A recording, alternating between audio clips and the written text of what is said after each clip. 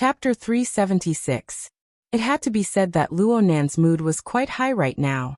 Most of his thoughts last night were on the heart-searing blade, the legendary secret technique of pouring milk. He only skimmed a few glances at the C-rank technique, the dripping sword. He did not sink his heart into it. He only knew that this technique mainly condensed water vapor out of thin air to attack the enemy's weak points. It was a bit like the magicians in fantasy novels, but the sound and light effects were inferior.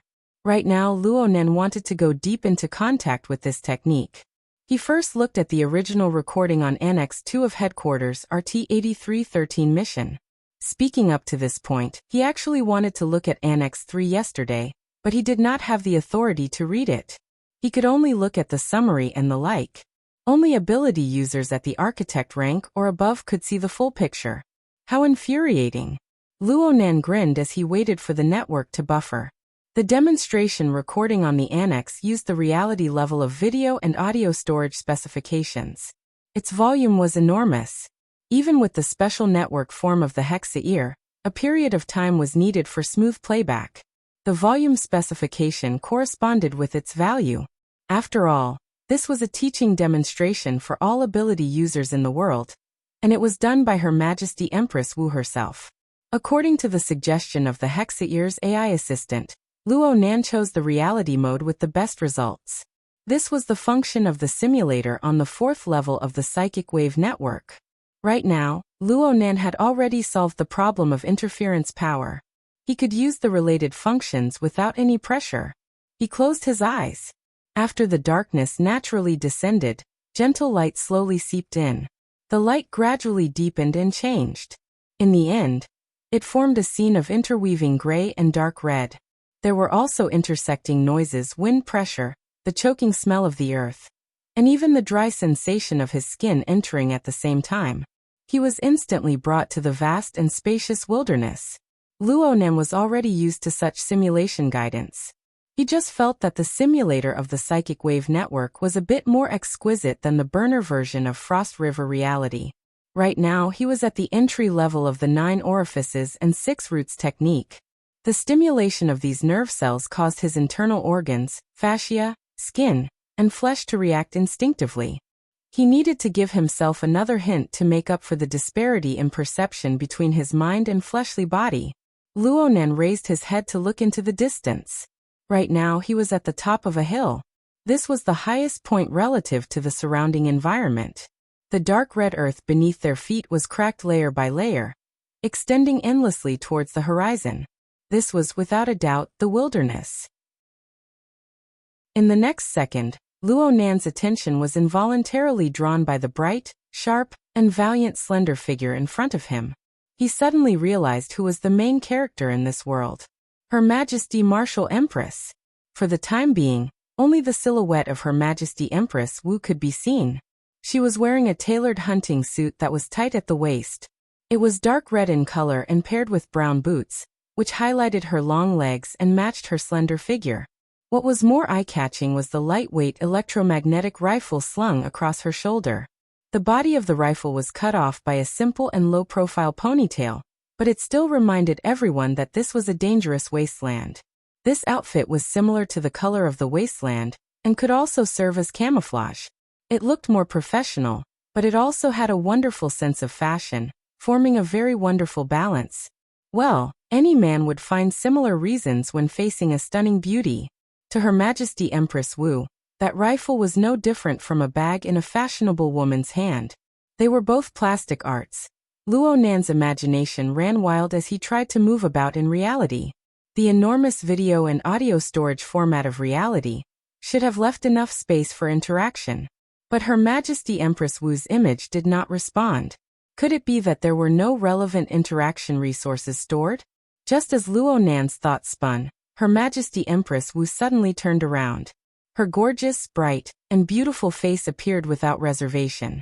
It was within Luo Nan's breathing range. Luo Nan actually took a step back. Of course Luo Nan recognized Her Majesty Empress Wu. Though he had never formally met her, Bamboo Pole's notes on the most important people of the world course had photos, videos, and other video materials. Especially for a stunning beauty like Her Majesty Empress Wu. All kinds of materials were even more complete. Luo Nan's impression of Her Majesty Empress Wu was, of course, extremely beautiful. She especially loved to smile. In all kinds of video materials, Her Majesty Empress Wu always revealed a reserved, unrestrained, cordial, mocking, or fierce smile. Her smile infused the already bright and gorgeous image with an even more vivid color. Luo Nan only believed that bamboo pole had specially chosen materials during the class. Only later did he find out that Her Majesty Empress Wu had left behind all the video materials ever since she became famous. Whether it was photos or videos, she had never left behind any expressionless moments. Luo Nan felt that it was interesting at first, but it made his hair stand on end when he thought about it. These were Bamboo Pole's original words. At the time, Bamboo Pole spoke as a footnote to Her Majesty Empress Wu's temperamental personality. It left an incomparably deep impression on Luo Nan. Her Majesty Empress Wu in the reality recording was obviously smiling. It was the kind of professional smile that made her seem like a competent host. Oh no. She was more like a tour guide. In fact, this was a reality experience of travel and adventure. With the support of reality technology, those bold characters could completely greet Her Majesty Empress Wu before them. They could shake hands. They could even say a few flowery words. There shouldn't be any problems. However, Luo Nan shrunk back. He shrunk back in great embarrassment. The beautiful face that was so close at hand gave him a tremendous pressure. Was it an incurable outbreak of otaku cancer? Luo Nan was willing to believe that it was Bamboo Pole's explanation that day that left a shadow in his heart. It was needless to say that Her Majesty Empress Wu was famous for her beauty in her early years. Her appearance could be said to be ostentatiously beautiful. Her facial features were completely flawless, but there was always something out of line between her brows and eyes. Bamboo Pole, who had seen countless beauties, had this to say. This so-called out of line was actually a kind of oppressive force. People could feel an unquestionable dominant force from Her Majesty Empress Wu's smile from time to time. She was charming, and you would be infatuated. She was gentle, and you would be satisfied. She was fierce, and you would tremble. She was callous, and you would be fearful.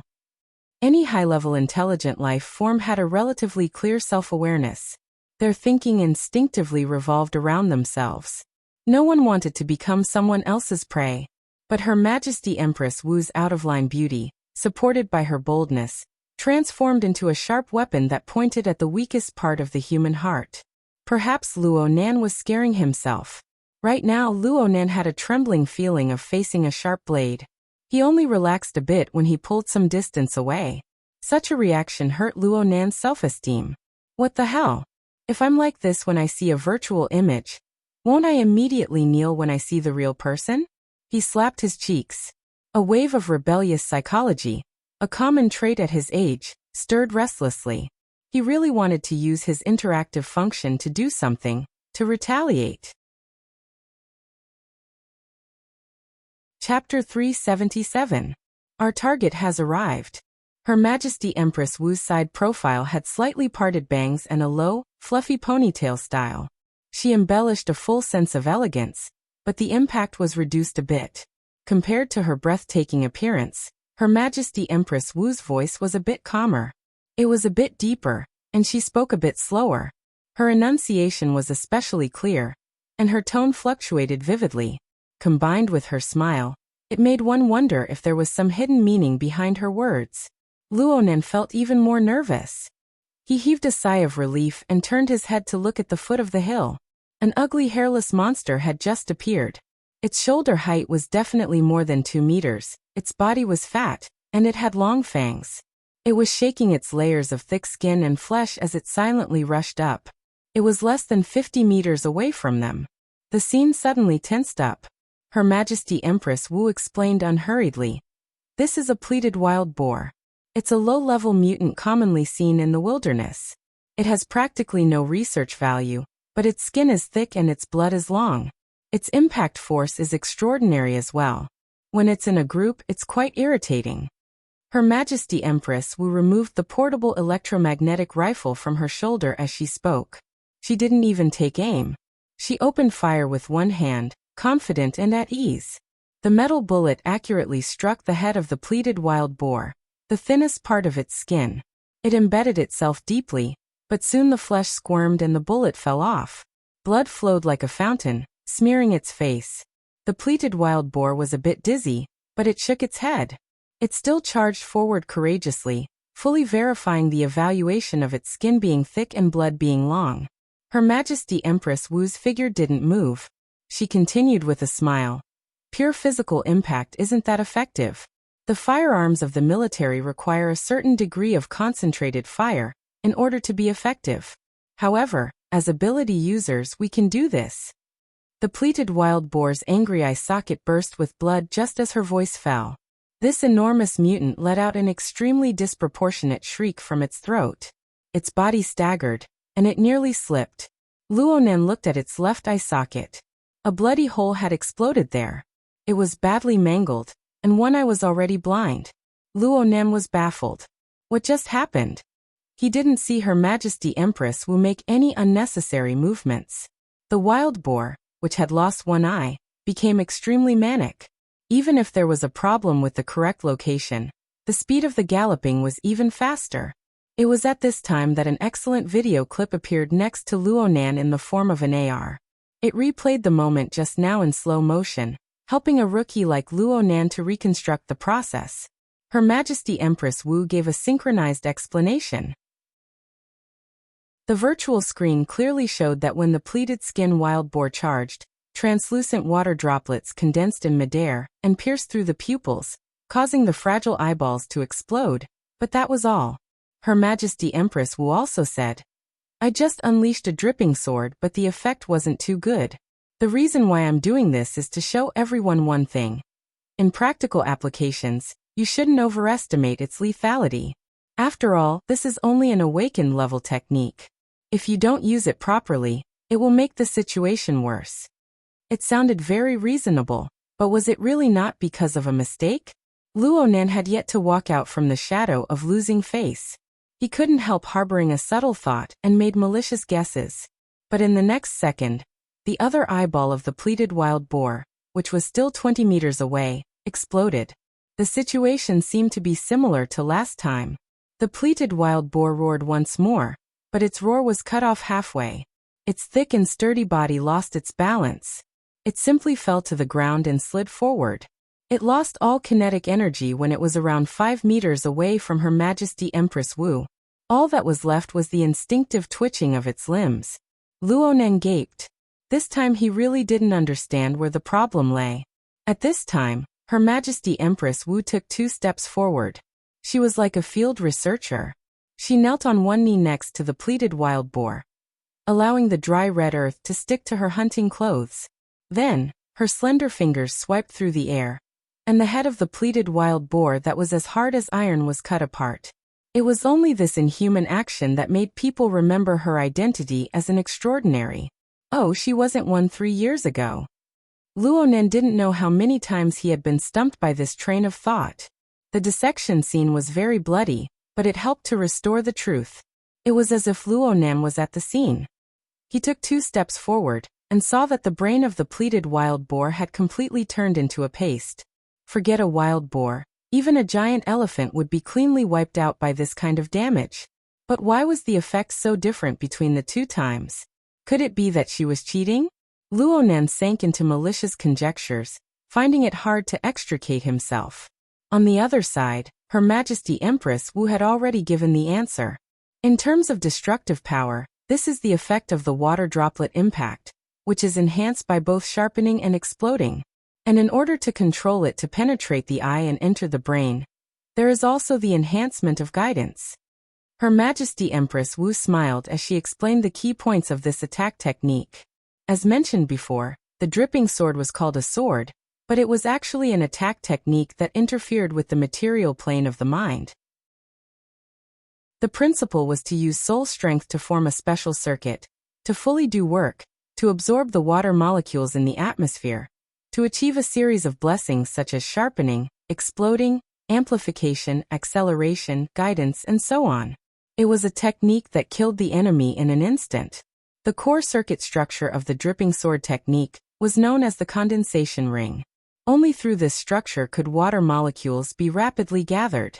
And on this basis, various effects such as sharpening, amplification, exploding, and so on could be realized. For this reason, soul strength needed to be close to the material plane. It was sculpted and shaped.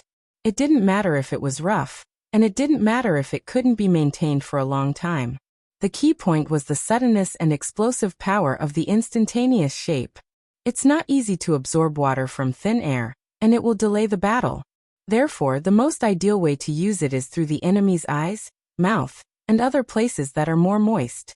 It is possible to compress the gathering time as much as possible, using food to feed the enemy, to achieve an instantaneous effect.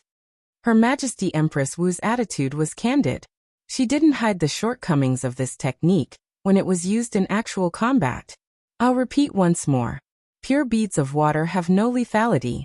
It must possess the 5 blessings of sharpening, amplification, acceleration, explosion, and guidance. Only then will it be meaningful. And these 6 structures are all independent.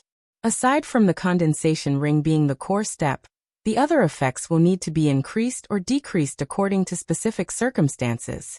For this reason, one must maintain a high degree of calmness and clear-headedness in actual combat when using this technique. Unfortunately, quite a few people aren't able to do this. It has nothing to do with talent. It's just a matter of character. Wasn't character also a part of talent? Luonan really wanted to use the root receptacle, root nature, and root trigger division technique. He just learned to fight against Her Majesty Empress Wu. Unfortunately, this was meaningless. Her Majesty Empress Wu explained the 6 structural circuits one by one, including the condensation ring. She combined this with the magnified model on the virtual screen and a live demonstration.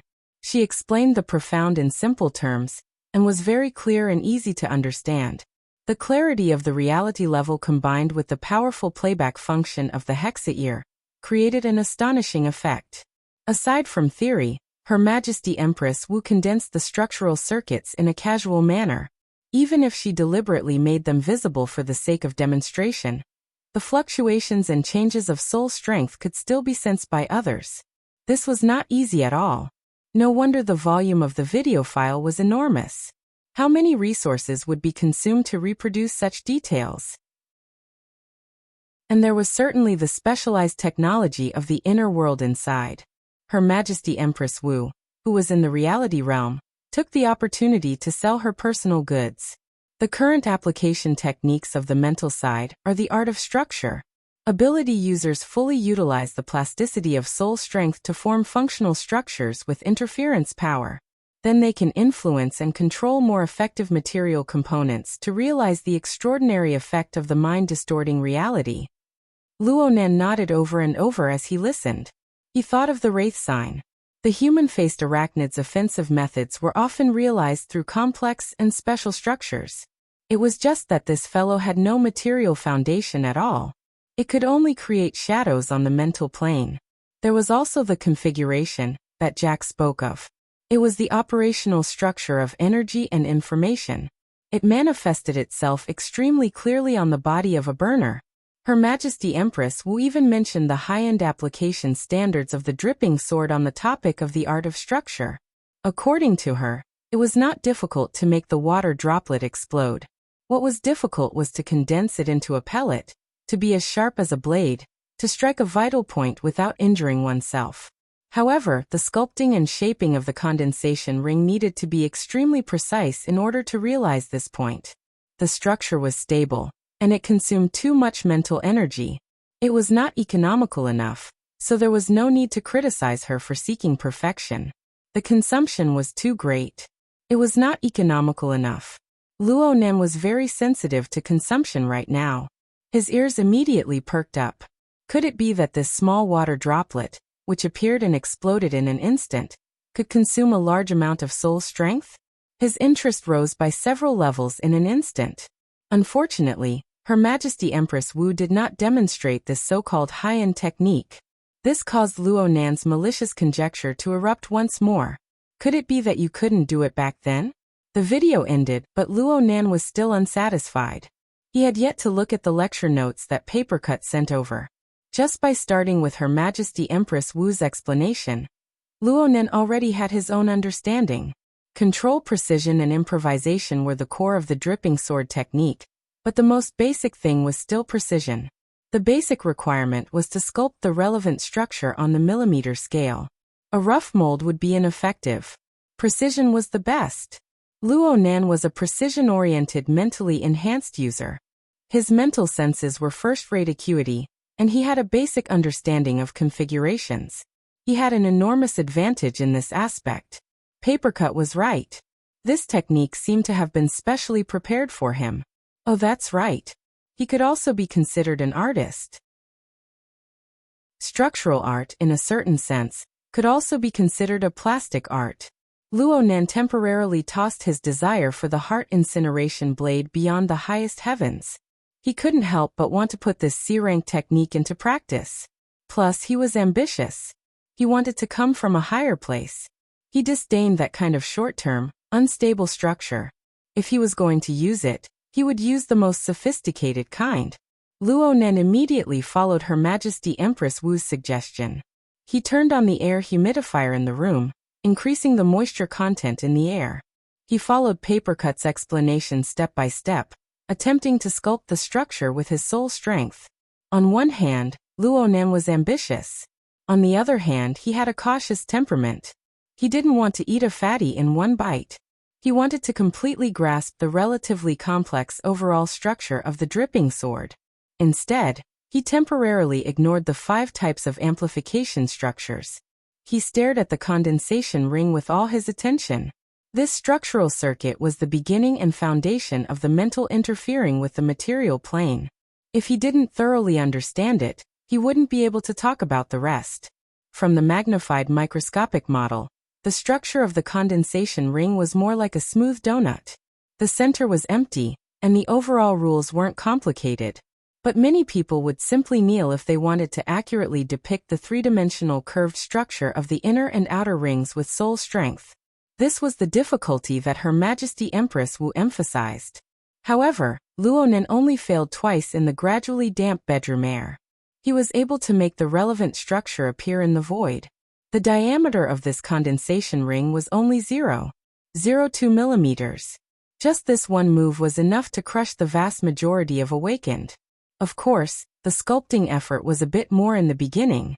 According to the timer of the hexaear, and the time it took for the water molecules to gather and take shape, it was already close to 10 seconds.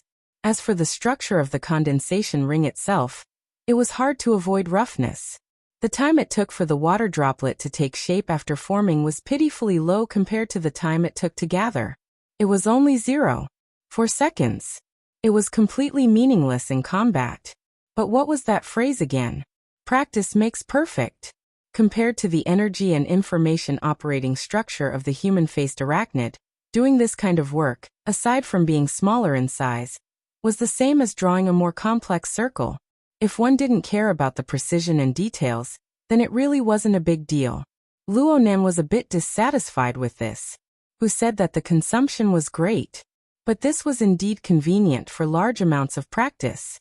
Once one was done, there was no need to worry about it anymore. It could gather water molecules on its own, and then break apart. Luo Nen only cared about the next one, and continued to make adjustments. He did it every 3 to 5 seconds. He did it 20 times in a minute. Soon he became familiar with the structure of the condensation ring. He could compress the majority of the condensation ring's shape to 2 to 3 seconds. He did it 30 times in a minute. 30 repetitions in a minute, and most of them were substandard products. It was hard to be effective. Was it boring? Was it frustrating? Perhaps some people felt that it was boring and frustrating, but Luo Nen didn't think so. Everything depended on the details. When he learned to sketch and sketch, he relied on large amounts of practice to slowly grind them out. When he sketched the outline, it seemed as if he was drawing lines that were all the same. It was repetitive and tedious, but in reality, his hand could clearly sense whether it was stiff or soft, rough or exquisite. A person's aesthetic sense could be accurately grasped, and the corresponding sense of accomplishment would inevitably follow.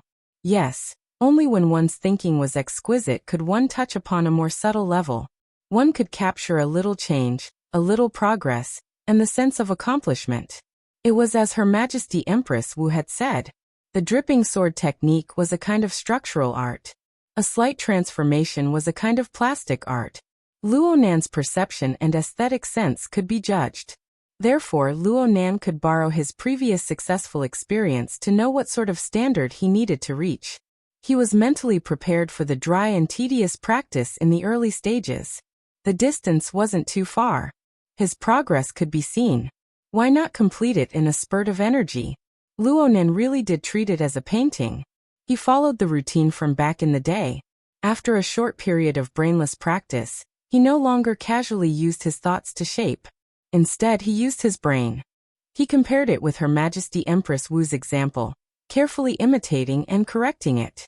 He first slowed down. After gaining some understanding, he began to speed up. Then he slowed down again. Then he sped up again. In the end, he sped up all the way. Luo Nan forgot how many times he practiced. In the beginning, he recorded it through the hexa ear, but how could he care about it later on? Around 2 hours passed, and it was almost time for lunch. Luo Nan's mind suddenly lit up. The brush and carving knife of his soul strength were extraordinarily smooth and quick. He practically couldn't feel the process of carving. A strand of thought was like a seal. It firmly pressed down, and the condensation ring was engraved on the boundary between the mental and material planes. Chapter 378. Luo Nan was stupefied for a moment. In this short amount of time, a bead of water the size of a pinky finger had appeared out of nothing. It was born out of thin air, and quietly floated before his eyes. With a slight movement, it refracted the sunlight that seeped in through the window. It was a riot of colors. It was extremely beautiful. A feeling of satisfaction rushed to the top of his mind. Luo Nan grinned, and his mind relaxed. Only then did he feel tired. Tired? Oh, that's right. He might still have a lot of soul power left, but the energy and attention that came with it were related to the physical foundation of the nervous system. It was impossible for him to expend it endlessly. He fell back, arms outstretched on the bed. A few drops of water fell on his cheeks, forehead, and some on his arms and collar. It was so refreshing that he moaned in comfort. Luo Nan suddenly opened his eyes. He could only watch helplessly as a layer of mist floated down, instantly drenching his body and all the objects around him. Holy shit! Luo Nan jumped up, but it was already too late. The spray of mist had ended, and the quilt on the bed was damp. It was wet and damp, and it felt terrible. The covers of the 2 notebooks on the bed were also full of water droplets. Fortunately, they were made of leather, so they could be easily wiped. As for the quilt, he really had to move it to the balcony to dry. What was going on? The humidifier is also causing an economic crisis? Luo Nan wiped away the water stains on his face. His first reaction was to turn off the humidifier, but it looked like the humidifier was operating normally. He could only release his mental senses to observe the air humidity and the changes on the mental plane. In this way, he discovered some clues. Currently, the aftermath of the interference between the mental and material planes was extraordinarily intense. The sources were different, and the number was extremely great. However, the amplitude of the fluctuations was relatively similar. It had a clear effect on the water vapor in the air. This gave Luo Nan a rough guess. Perhaps it was due to the latter half of his practice that the sculpting of the condensation ring structure had become more reliable. Its ability to sustain itself had greatly improved. After accumulating a certain amount of water, it would naturally take on the form of a water droplet. Because Luo Nan was completely engrossed in pondering the structure of the condensation ring, he was engrossed in training with a single heart. His impression of the ring remained at the very beginning. Just like that, the water droplets lasted longer and longer, and the speed at which they disintegrated became slower and slower. In the end, there were at least a few hundred water droplets floating in the room. When he was distracted and lost control of his mind, the structure of the water droplets became chaotic and exploded, turning into a thick mist. That was about it. Luo Nan shook his head and sighed. He roughly tidied himself up, lifted his blanket, and went to the balcony. Just as he took 2 steps forward, a glint of water flashed in the corner of his eyes. It was a water droplet that had just formed. Oh, this of time of time. Luonan hugged the blanket and stared at the beads of water. He was sure that all the water droplets had exploded. And it was definitely true. Perhaps it was because Luonan's feeling was on point, but the final structure of the condensation ring that Luonan sculpted was the most perfect in terms of shape. Its precision reached a certain standard. After a period of turbulence, the water that had gathered completely dispersed, but the basic structure of the condensation ring did not explode like other rings of the same kind. Instead, it tenaciously preserved itself. Of time. Luonan's attention was temporarily focused on this bead of water. Not much of the consumption. Strands. Endless. Perhaps for other mentally enhanced users, long periods of time would be a bit of pressure. But Luonan's soul strength was affected by the high output of the format pyramid production line. Every second of progress was several times that of this kind of consumption. It didn't hurt nor itch. If this was called consumption, then the whole world was in an economic crisis. Luonan grinned. Since it involved the relevant situation, he instinctively used introspection to look at the state of his god gear. Just as he cut into the past, his thoughts suddenly froze on the spot. Dropped? It was completely different from what he imagined. The water level of the vast ocean of icebergs, which was already overflowing, had actually dropped by a chunk for some unknown reason. It was even lower than yesterday's normal state. With such an astonishing drop, it was no wonder that he felt a sense of exhaustion. Luonan was a bit stupefied. This didn't make sense. The consumption of the condensation ring needed to be multiplied by 1,000 to 10,000 times in order to achieve this sort of effect. Luonan subconsciously hugged the quilt to his chest. The slight moisture on it reminded him of something. The room had just been sprinkled with water mist. He thought about it. A single condensation ring obviously didn't consume much. But if several hundred condensation rings existed at the same time, then several thousand would be produced in succession. And the process would continue without end. This consumption could no longer be ignored. It was common knowledge that multiple missions consumed a lot of resources. It was possible for this kind of consumption to exceed the output of the format pyramid production line for a period of time. In other words, Luonan's large amount of practice had turned into actual milk pouring as several hundred water droplets exploded. He poured the excess soul strength into the river. No, there was still a scene of milk pouring. But what was this? Atomization? Evaporation? Sublimation? Luonan laughed bitterly at first, but then he laughed heartily. He even tossed the damp quilt up in celebration. Even though the input and output were completely disproportionate, and the effect couldn't be said to be a permanent cure, it was still a pleasant surprise to be able to resolve a threat. Luonan never imagined that the matter would be resolved so easily when his symptoms relapsed. Moreover, he even obtained a rather effective emergency measure. The pressure was immediately swept clean. This feeling of being able to advance and retreat freely was too refreshing. Luonan's mood became very good. He cast his gaze toward the water droplet, and it was as if he was looking at a pearl. There should be a certain upper limit to the water vapor that the condensation ring could gather. The growth of the water droplet's volume had already stagnated. In the end, it was only the size of half a pinky finger, with a diameter of approximately 1 centimeter. It wasn't exactly eye-catching, but it was quite eye-catching when refracting light. Luonan thought for a moment. He wasn't going to disperse the water droplet for now. He wanted to see how long it could last and how its overall consumption was. He would certainly have to try out the 5 auxiliary structures in a bit. He just happened to use the core condensation ring as a base. Luonan hastily hung the quilt on the balcony and went downstairs to eat. The water droplet spun around his body. It was quite spiritual. The water droplet did not have the support of the heart ape technique. Instead, it was tightly linked with his soul strength. It was like an extension of his limbs. As time passed, the power of habit displayed more and more astonishing effects. When one was used to something, one would unconsciously ignore it. Luonan temporarily forgot about the water droplet beside him. He fought with the AI butler's anti-human nutritious meal. There was nothing else on this table, but the function of filling one's stomach was complete. Luonan didn't stay idle as he ate in large mouthfuls.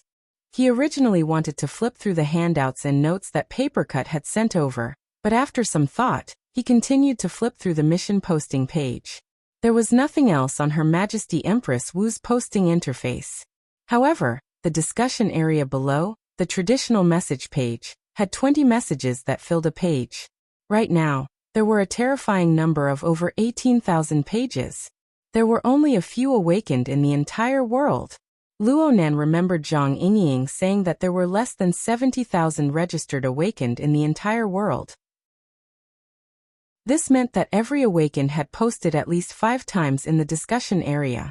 Even though this was the accumulation of 3 years, there were certainly quite a few quarreling and spiteful messages within.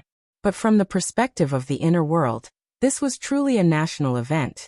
The influence of the world subjugation event could be seen at a glance. The messages in the reply area were arranged in reverse order by default. The newest message was at the very top.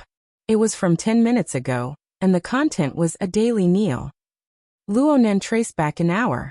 There were 2 more messages, indicating that the popularity of the discussion did not decrease. They were still in the godly posts. Luonan wanted to understand the atmosphere at the time, so he switched the replies to the proper order. He started from the beginning and skimmed through 3 to 5 pages. Most of the messages were, "Is this real or fake? What a beauty. She's my type. Beware of soul fingerprint collection traps. First-time measurement data, and other hipster messages." Of course, there were also, "The current Wu Zetian? She must be a hype," and other idiotic messages that were brutally whipped into corpses. It was very clear that Her Majesty Empress Wu of 3 years ago was not a particularly outstanding character in the world. She did not possess global fame. But it was precisely after this incident that she truly soared to the heavens. She added more and more legendary colors to the world subjugation event. Luonan more or less admired her. Even though he felt that the martial empress secret technique was not as marvelous as it was described in practice, the influence was real.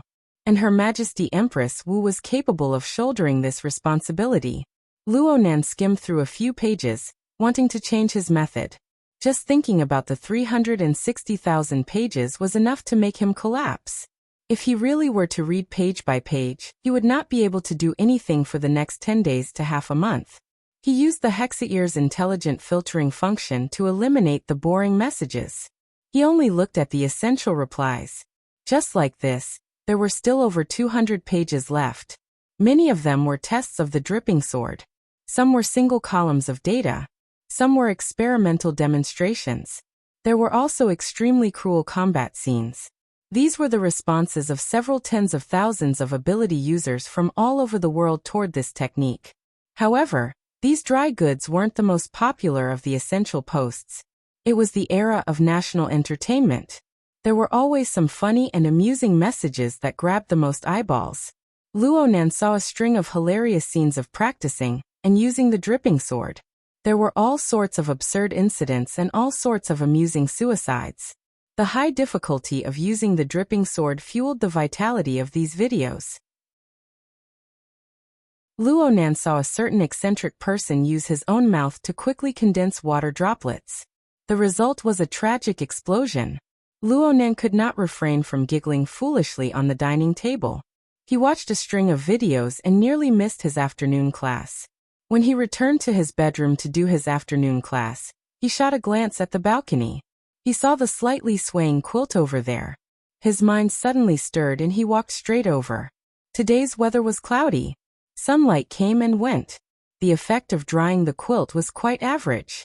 The color of the quilt was light, and there weren't any decorative designs on it. There were faint halos left on it, just enough to form half a fuzzy human silhouette.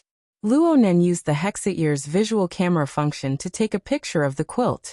Of course, he also allowed the water droplets floating in midair to enter the frame.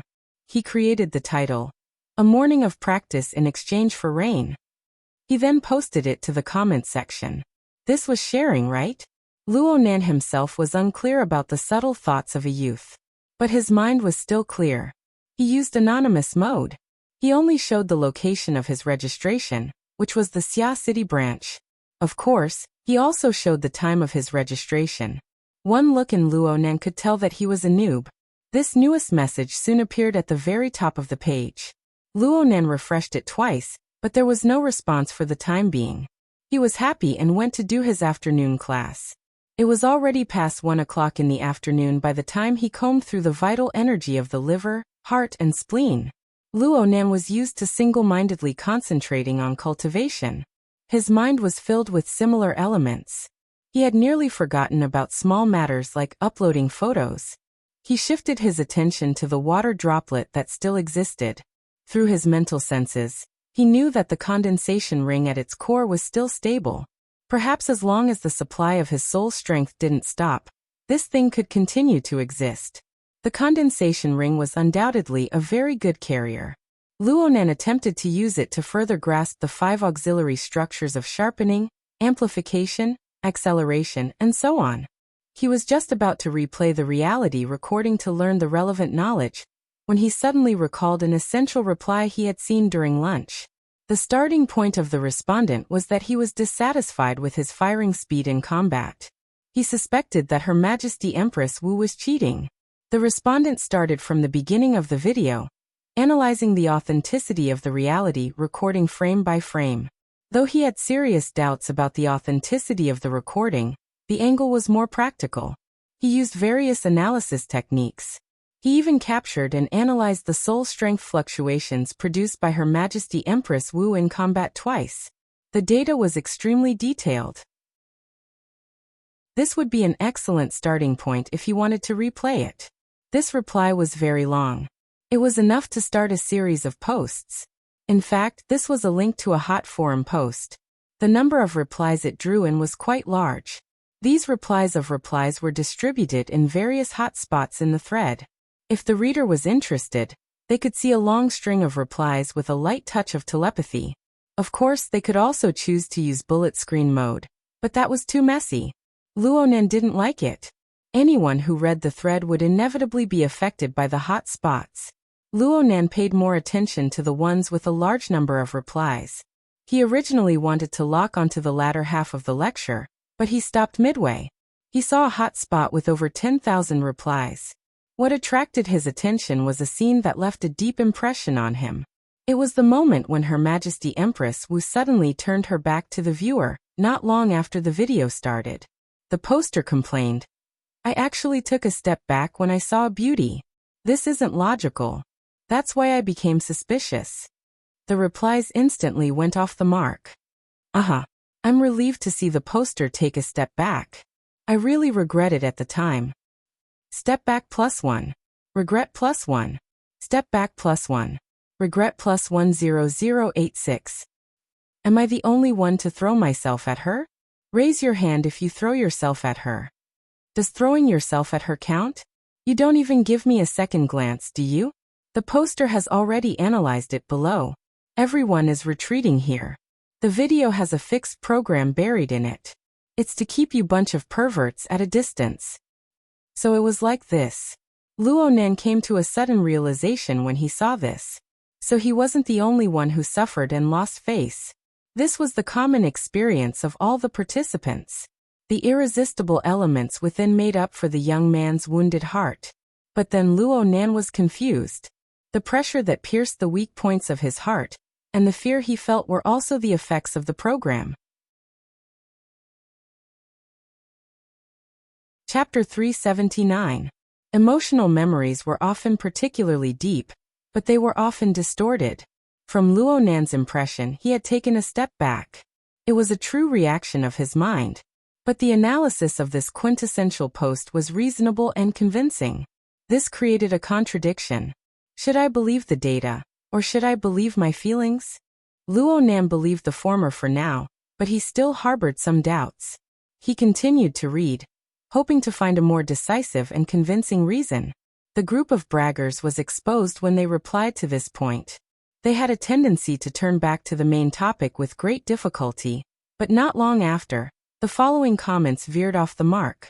The reason was that an ID called Unchangeable Gold had sent an emoticon of someone pinching their fingers fiercely. He added 3 simple words. I was wondering. This unchangeable gold was certainly a public figure. After his reply appeared, a long string of comments directly quoted the contents of his speech. It had become the center of the topic. Boss Gold has been exposed. Queen Wu, be careful of the hooligan. So that's how it is. Gold has always been like this. Boss Gold, represent headquarters in an expedition to Xia City. Most of these comments were from 3 years ago. They called out Her Majesty Empress Wu's nickname from back in the day. The atmosphere was extremely enthusiastic. But this was not the most explosive point. A dozen or so messages later, a certain ID replied with the same quote from Unchangeable Gold. The content was even simpler. It was just a string of ellipses. But it was this simple symbol that caused a group of bored people to clamor as they pounced over. They replied one after another in remembrance. It was no wonder that they were not calm. The person who came later was the true source of all evil, the instigator of all evil. Wu Ming. No one knew what happened back then. The current ID of Her Majesty Empress Wu was dyed with the most distinguished purple gold color of the society. She was the symbol of a veteran, a powerful person, and a person with real authority in the society. After she personally replied, the comments below truly exploded. One could vaguely feel the fiery atmosphere of the time from the dense overlapping of the messages. But strangely enough, there were still people who came to pay homage to this temporary hot spot. Luonan scrolled to the end and saw that the latter half of the replies were mostly, Boss Gold is dead. Burn incense if you have something to do. Ambition is not far. The soul has returned. I don't believe that Boss Gold has disappeared. Sit and wait. Missing? The range of public figures who had been missing for 3 years was very small. Luonan subconsciously opened up Unchangeable Gold's personal page. The entire page was gray in color, but the information of his rank, position, achievements and honor were all preserved. Looking at it this way, it was easy to understand. Back then, Director Jean was most likely a purple gold certified person, which meant that he was the branch president, the headquarters deputy secretary, and a senior elder. Among this group of people, the strength of B class was considered low. The real ones were B+ or even a class, which was the level of extraordinaries. However, he had been missing for many years, so he must have missed the qualification certification process that was held once every 10 years. The relevant benefits were temporarily frozen, and the display of his ID had also become ordinary. Only this locked page, and the old posts from back then had some traces left. Luonan really did seem to have heard of this before. It was most likely in bamboo poles, notes on the most important people of the world course. It shouldn't have been listed separately, but Luonan recalled that there had been an extremely famous case of extraordinaries going missing in recent years. The Maple Pavilion case. Luonan flipped through the information given to him by Bamboo Pole. His memories from the class became clear. This Mr. Unchangeable Gold was indeed a legendary character. Rumor had it that he was one of the first capital tycoons to strike it rich after the war. He had a net worth of hundreds of millions, but he had awakened to extraordinary powers by chance. He had been infatuated with them ever since, so much so that he had spent all of his wealth in order to take a step forward in cultivation. Perhaps the heavens had been moved by his determination to spend money, or perhaps the extraordinary powers he had awakened to were truly astonishing. He had advanced to become an extraordinaire in the 80s, becoming one of the most apex existences on the planet. After that, he resumed his old business and entered the sea of business. He opened a chain of hotels called the Maple Pavilion. He had brains and the status of an extraordinaire. He had opened hotels all over the world in a short few years, rushing to enter the top 100. His net worth was even greater than when he had first made his fortune. By now, no matter how one looked at it, this Mr. Unchangeable Gold was a true winner in life. His experiences were wonderful and perfect. However, normal people couldn't understand the world of great experts. It was unknown what Unchangeable Gold was thinking. He felt that it wasn't enough to open the Maple Pavilion hotels in the 88 metropolitan areas of the world. He began to operate hotels in the wilderness to do business with vagrants. In the beginning, he really did succeed in a few operations. He gained quite a bit of reputation among the vagrants. However, 3 years ago, he rushed to the wilderness to inspect a new location for his hotel. He suddenly encountered an accident and went missing. According to the results of the investigation at the time, the location where unexchangeable gold went missing was a mountainous area of nearly 2,000 square kilometers. The force of the impact pierced through the Earth's crust, detonating dormant volcanoes and changing the terrain. The power of an extraordinaire was terrifying, but it was useless. Those who should have gone missing had gone missing. Bamboo Pole mentioned unexchangeable gold during class. He wanted Luo Nan to understand that even an extraordinaire wasn't an omnipotent god. Coincidentally, the specific time of unexchangeable gold's disappearance and the time of his reply were 24 hours apart.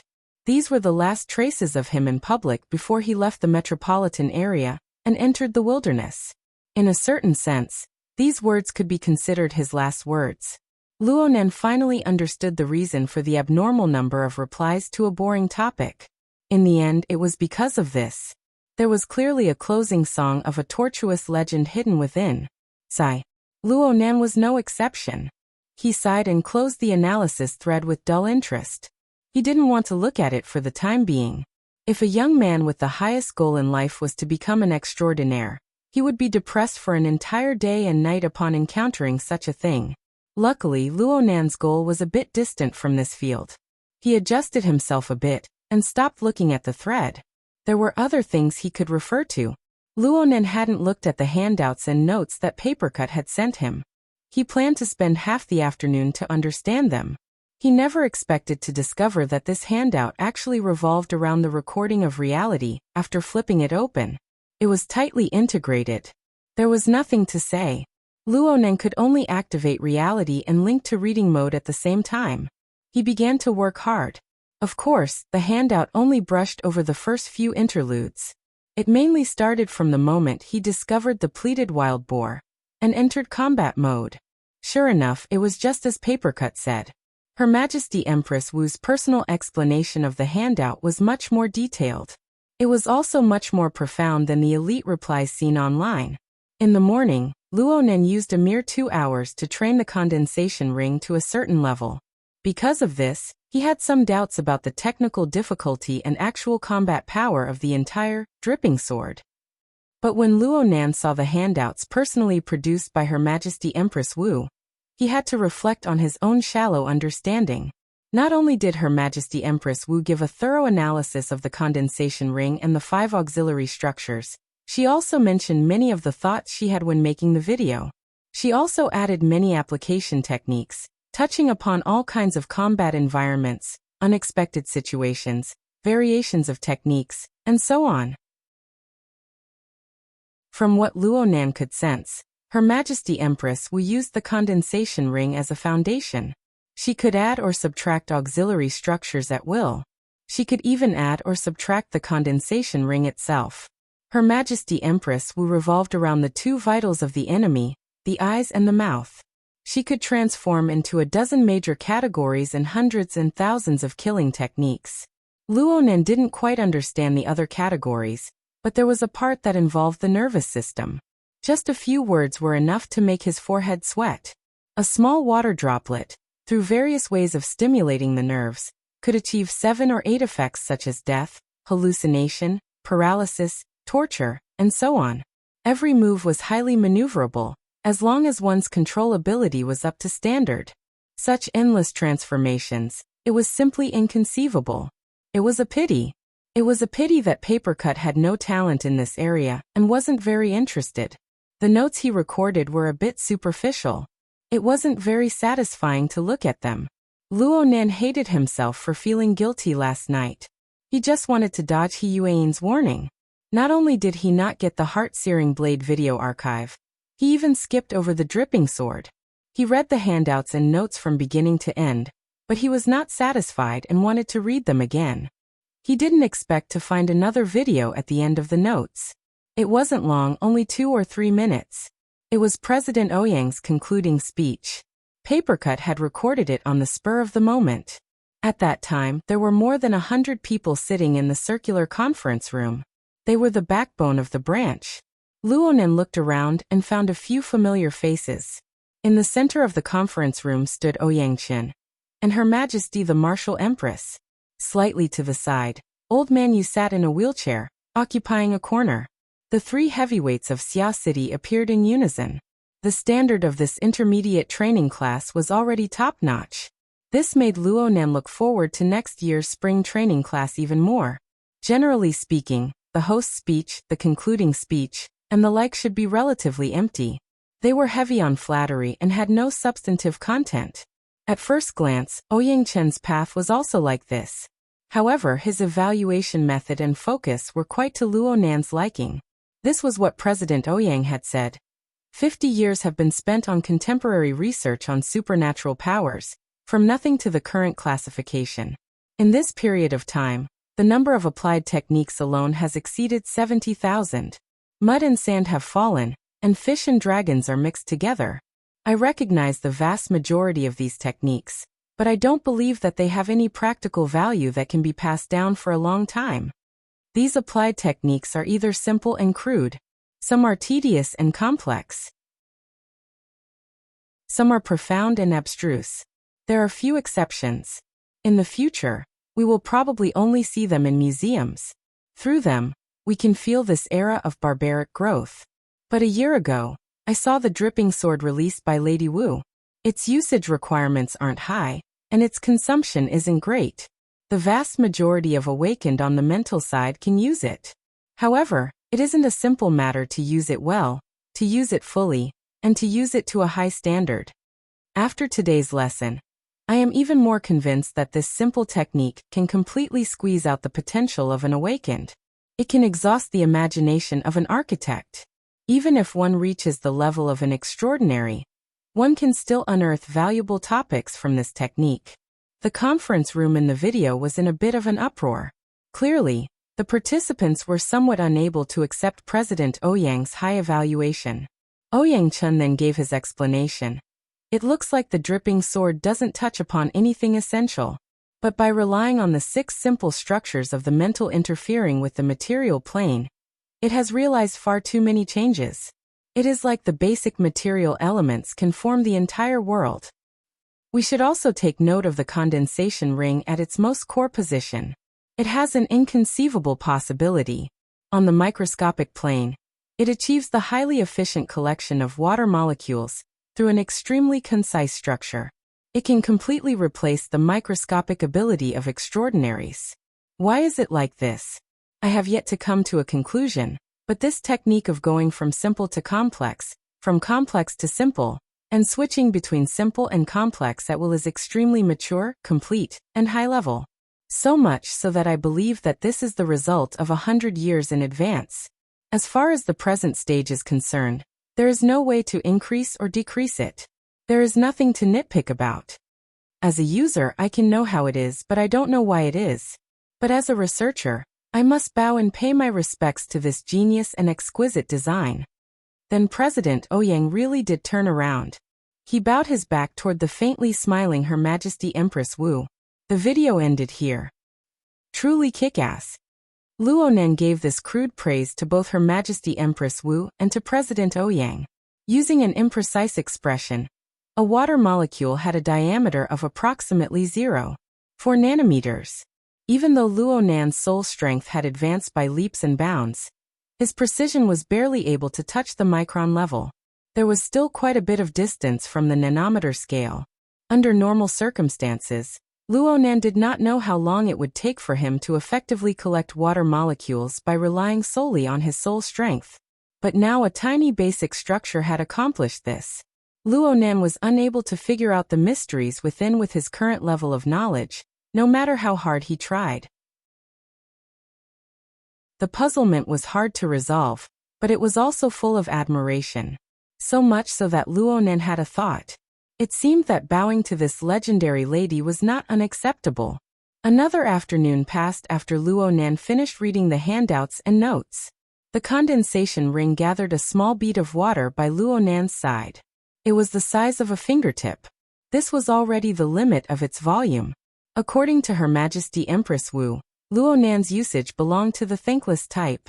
However, even that legendary lady would never imagine that Luo Nan possessed a production line that produced an unending stream of soul strength. When the in and the out were completely disproportionate, there was no need to measure anymore. It was fine as long as he was willful. With a slight stir of his thoughts, the bead of water he controlled was like a sword pill from a novel. It leaped and flew, coming and going freely in the room, doing as he pleased. The materialization of supernatural abilities gave him a greater sense of achievement compared to the soundless siege hammer. There was only half a day left in his closed-door cultivation. His plans could not keep up with the changes. Luo Nan's cultivation plan was far from reaching his expectations in order to clean up his mess. The dripping sword had become the most unexpected harvest. It should be firmly grasped. What? The star atlas of the format pyramid? Wouldn't that be a huge problem? In any case, Luo Nan had already developed a deep interest in the dripping sword. He even had feelings for it. Chapter 380. Luo Nan decided to press on with a spurt of energy. He grasped the 5 auxiliary structures of the dripping sword. In his opinion, this was possible. The 5 structures of amplification, acceleration, sharpening, explosion, and guidance were all built around the condensation ring. The complexity of the structure was low, and the requirements for precision were also very limited, especially the range increase, acceleration, and guidance. These 3 structures that increased the effects of control were just extensions of the condensation ring. Luo Nan only needed an hour to master them very well. Of course, this was partly due to the sturdiness of the condensation ring, which allowed him to practice on it again and again. He did not have to worry that the crude auxiliary structure would explode and cause him to start all over again. Luo Nan was already able to make the fingertip-sized bead of water dance up and down within the room. If he urged it with all his strength, it would be like a streak of water slicing through the air. It would only be able to see the light, but not the shadow. Then it would slap onto the wall. It was truly a tragic car accident. The 3 auxiliary structures had exploded on the spot, and the water accumulated in the condensation ring had all been left on the wall, flowing down the wall. Only the structure of the condensation ring had withstood the test. Luo Nan also knew that the room wasn't suitable for training, so he cast his gaze towards the sun-covered courtyard. The condensation ring, which was still accumulating water, was driven by Luo Nan to smash into the screen window. The screen window was breathable, but this condensation ring was already at the micron level. The fine mesh had no effect on it. After exiting the window, in just 2 seconds, the auxiliary structure and water were all replenished. Luo Nan had a good feeling as he watched the water vapor gather and scatter around the condensation ring, controlling the bead of water to fly here, and there felt even better. Without the restraints of the ceiling and walls, the water droplets initially flew randomly in the yard, but then they spread out in circles. Finally, they passed through the roofs and branches of the community, until they flew more than 2 kilometers away. People came and went in the community on the weekend, but no one noticed the water droplets passing over their heads. Even if they did, they would only catch a glimpse of the light at most. They could not understand the truth behind it. The water droplets that were controlled by soul power could naturally reach the location covered by soul power. However, Luo Nan also comprehended Her Majesty Empress Wu's philosophy as he operated. As the distance between him and the water drop sword grew longer, he needed to expend more soul energy to maintain his connection. It also required many auxiliary structures to adjust. While making use of them, they also had to pay attention to the problem of running in. After all, it was the interference of the mind with the material plane. If there was no order between the two, it would cause unnecessary consumption and interference. As for how to ensure the most effective cooperation, there was only one way: practice. Without going through hundreds or thousands of mistakes, it would be impossible to understand the subtle and complicated relationships hidden within. Needless to say, training full of mistakes also consumed a lot of energy. According to the general knowledge Luo Nan grasped during this period of time, even if the basic structure of the condensation ring wasn't damaged, Luonan just needed to adjust the other 3 auxiliary structures. It would take roughly half an hour to reach the limits of a mentally enhanced awakened. However, Luonan didn't need to consider the issue of consumption at all. He only felt that the feeling of hitting wherever you pointed, within a range of more than 10 square kilometers, was super cool. He even thought that if he extrapolated from this logic, wouldn't it mean that as long as his soul left his body, wouldn't he be able to run around the streets with the dripping sword? Moreover, with his soul body's sensing range, if he was in the Nade district, he would be able to cover the entire Nade district. If he was in the River Wu district, he would be able to surround the entire River Wu district. How was this dripping sword compared to the flying sword in the ancient legends to behead people? Thoughts spun in and out of his mind, but in the end, he just shook his head in self-mockery. The lethality of the dripping sword was extremely limited, and it was difficult to control and transform it. There was a most basic bottleneck that determined his train of thought to be nothing more than wishful thinking. The out-of-body state was similar to what ancient metaphysics called the Ein spirit leaving one's body. There was no material medium. Though one could travel 1,000 miles in one night, one could not do anything to the material world. There was no interference power to speak of. In this way, as long as his soul left his body, the condensation ring would naturally. Luonan's mind was suddenly stupefied. After the blank period passed, his previous train of thought was completely washed clean. The following thoughts were like grasslands after a spring or summer rainstorm. They grew endlessly. What would happen? What would happen to the condensation ring after his soul left his body? That's right. Soul strength needed to have a material medium in order to be used in the material world.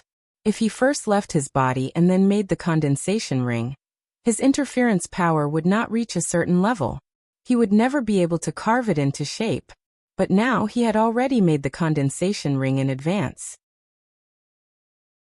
He had embedded this precise structure into the boundary between the mental and material planes. Though its nature was rather subtle, it was already in actual existence from the perspective of the material plane.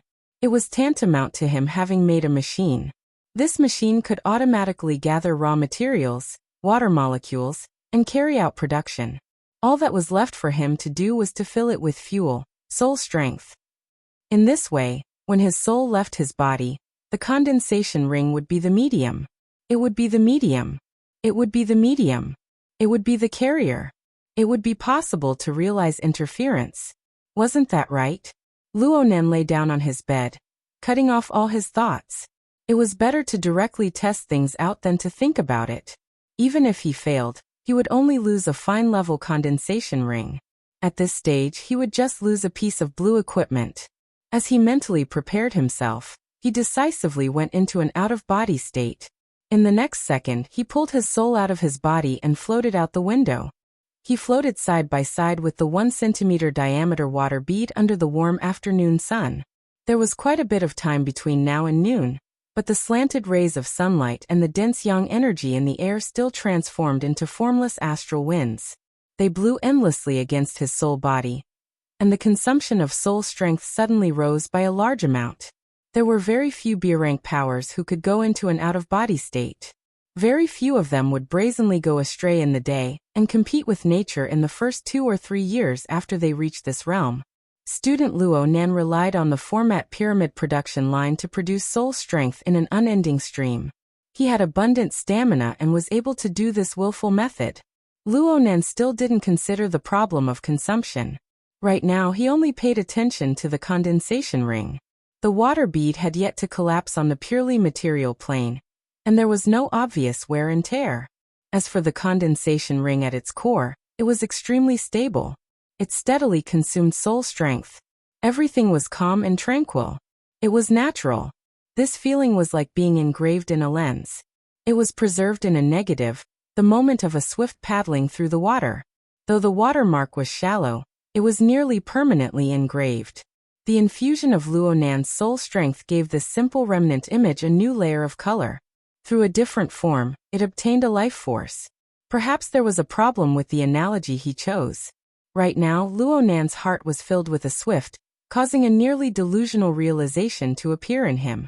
It involved the mutual interference between the mental and material worlds. Luonan felt that when the interference occurred earlier, the user seemed to have warped time and space to an extremely small extent. The user had intercepted an extremely minute fragment from the endless river of time that Luonan had experienced.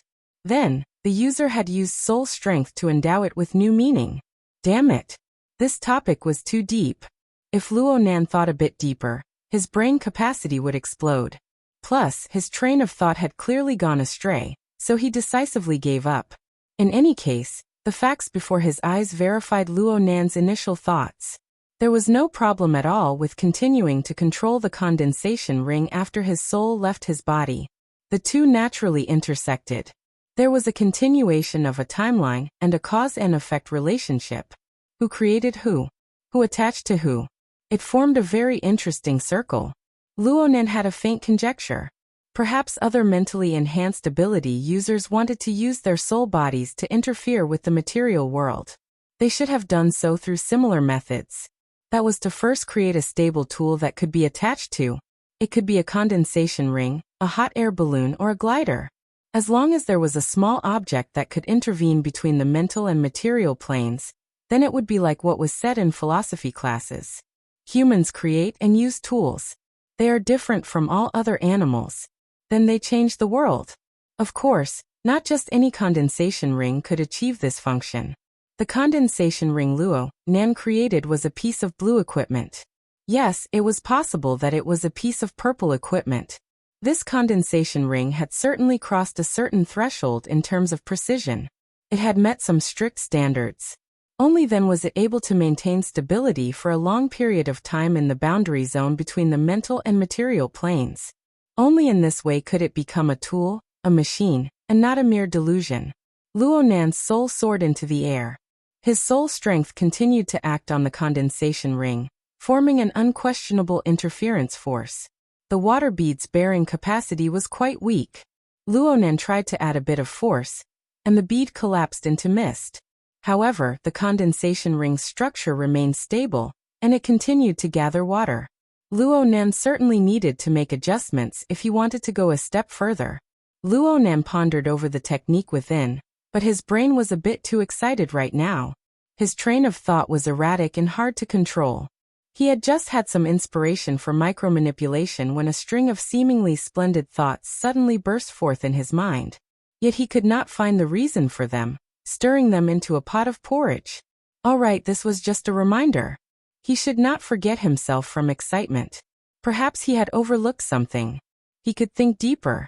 Were there any relevant factors that he had not considered? Luonan pondered for a while to no avail, so he changed his perspective. What problems had he not resolved over the past 2 days? The economic crisis in the format pyramid, the remodeling of the star atlas, the root receptacle, the root nature, and the root nature, the outsourcing of Her Majesty Empress Wu's business, the paranoia of his aunt and uncle, the setback in the exploration of the mysteries of gear. Luonan only discovered that there were so many unresolved problems on his body after a rough combing through. This was still a time of peace. If the threats from headquarters, the Order, and Quantum Corporation were added in, would he still want to live? Luonan reflexively wanted to rub his own head. He wanted to see what sort of person was capable of stirring up all these threads together. However, it was his soul body that moved. The body lying on the bed in the room was motionless. This was the inconvenience of a mental journey. The spiritual light was like a blade, instantly severing all of his chaotic thoughts. It was also like an electric shock. The powerful light tore through his mind, illuminating the hazy world for a time. Stimulated by the spiritual light, an object that existed within his brain, but was not part of his flesh and blood appeared. It trembled endlessly as his soul strength entered and exited it. The external neuron. Luonan finally thought of it.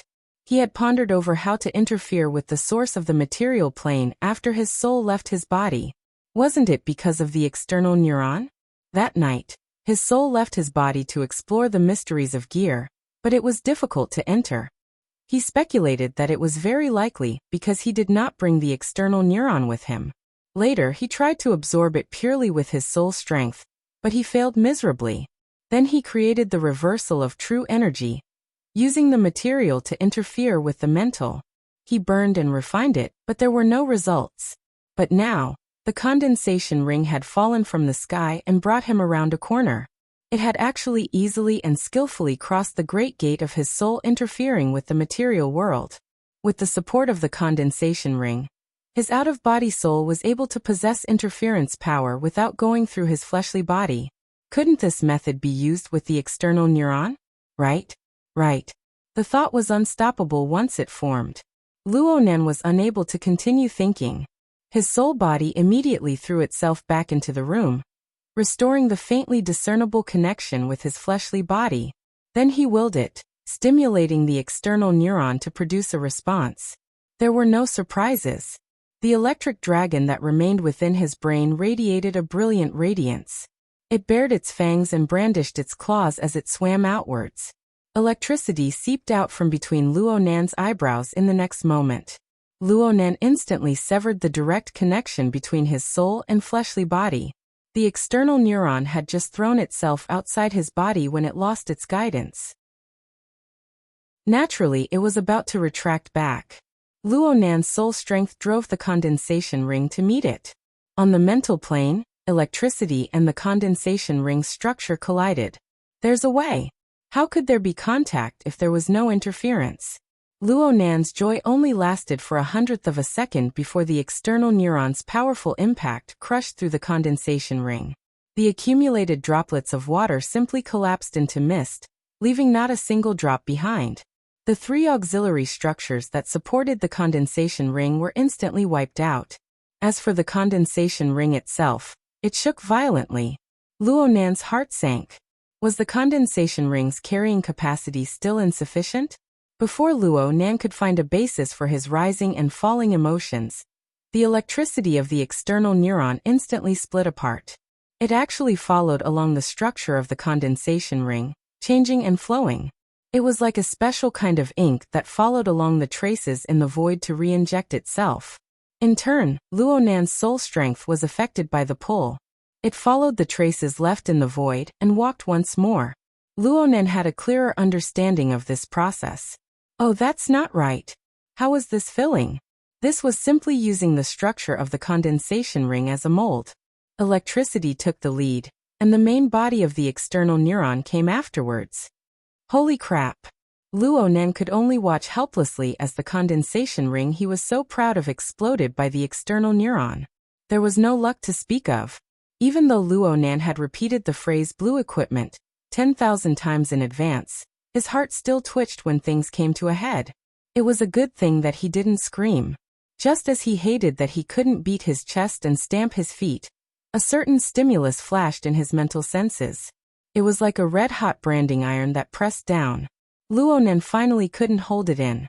Even though he was in his soul-body state, he still let out a cry. A structure of flowing electricity appeared in the void.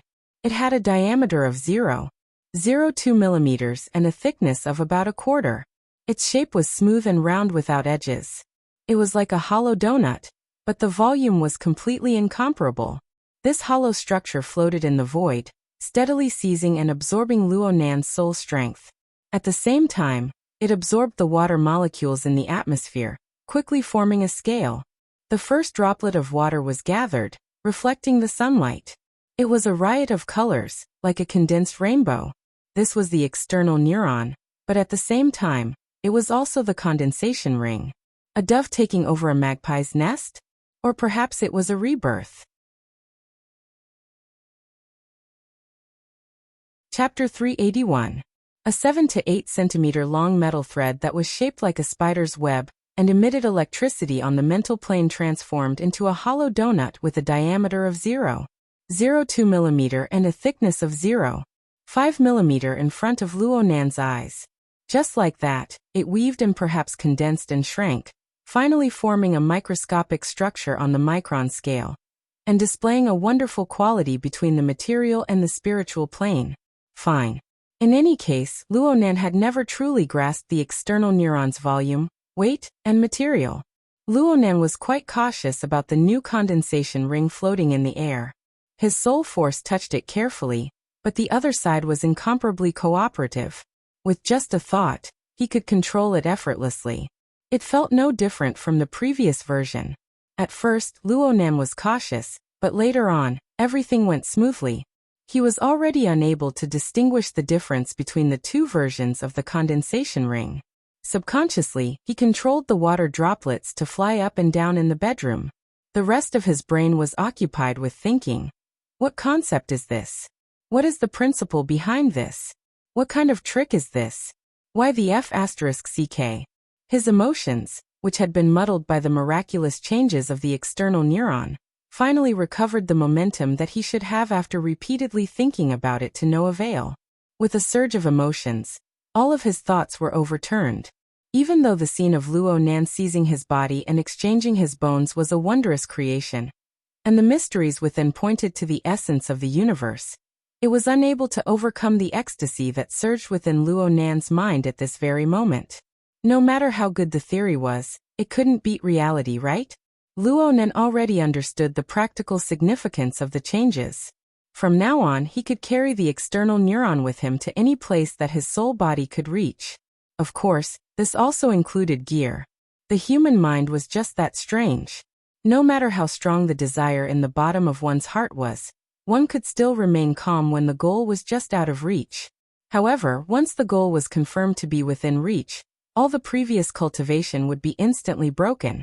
Before the pleasant surprise brought by the external neuron faded, Luonan's mind was occupied by gear.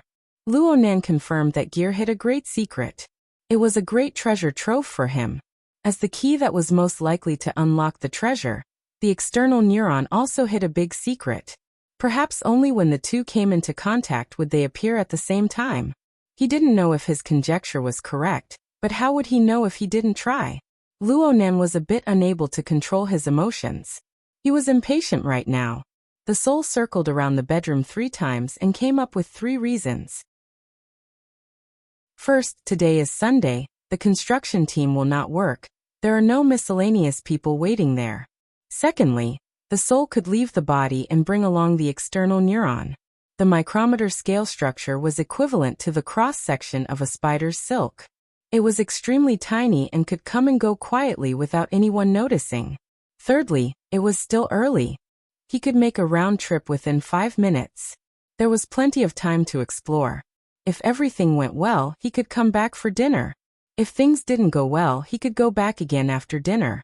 All the reasons were in support. All the conditions were in place. What was there to wait for? Before he could finish his thoughts, his soul body charged out of the room, ignoring the window screens and whatnot. When he reached the courtyard, he flashed out of the neighborhood and charged into the sky. Luonan clasped the condensation ring formed from the external neuron, and the flying speed of his soul body was not affected in the slightest. Faint traces of water could be seen in the courtyard, but he disappeared without a trace as soon as he entered the sky. At 4 or 5 o'clock in the afternoon, the sun seemed to be at the same level as the dense forest of skyscrapers. Only the endless light still floated in the clouds. At this time, it was approaching the peak traffic period. Small and medium-sized aircrafts were also shuttling back and forth in the high-altitude traffic layer. The late autumn sun was slightly warm, and the high-altitude airflow was dense and cold. The two intersected, and the impact of Luonan's emotions melted a bit. He suddenly came to a realization. The external neuron had a physical body. Only the heavens knew what the consequences would be if it were to collide with something while flying at high speeds. There was nothing wrong with rushing to excavate the treasure, but he was carrying the external neuron. If he were to lose it in a careless operation, he might as well smash his head into his bed and play soccer. Luonan was about to fly out of the Nade district by now. His thoughts stirred, and the flying speed of his soul body slowed down a bit. He was a bit further away from the uppermost traffic layer. As for the condensation ring formed from the external neuron, it floated in front of his soul body all this time. The condensed bead of water had lost too much energy from flying at high speeds. It was practically shapeless. Even though it was endlessly replenished, it was still several times smaller than when it was at its peak. An odd thought crossed Luonan's mind when he saw this situation. In the next moment, he used his soul strength to guide the external neuron into the interior of his soul body. As long as he didn't get into a car accident, the external neuron would be fine. The feeling of his soul body swallowing the external neuron was very subtle. This was because there was a constant transmission of soul strength between them. After the external neuron was absorbed into his body, this transmission relationship was completely assimilated into the interior of his soul body. The process was roughly like this. The soul body would first pour soul strength into the condensation ring that the external neuron had reconstructed. The power of nothingness would naturally possess the nature of interference power. It would gather the water molecules in the void. Under the high-speed flying state, the bead of water would be lost at every moment, but it would be endlessly replenished. The early stages of the accumulation of water molecules existed on the nanometer scale. Luo Nan could do nothing about it, but he could sense the large-scale condensation of water vapor in the later stages. This feeling was like the soul body inhaling and exhaling water vapor, carrying out a peculiar breathing. It naturally formed a connection with the outside world. In the traditional sense, the soul body was only at the level of a yin soul. Of course, it was impossible to realize such a connection. In fact, the source of this phenomenon came from the new version of the condensation ring. The interference power emitted by the condensation ring gathered water, and it acted back on the soul body itself. It permeated into every corner of the soul body. And then, Luo Nan's high-speed flight came to an abrupt stop. He hovered high in the sky, and below him was the stream of light from the aircraft whistling past. It was as if the entire city was operating at high speeds.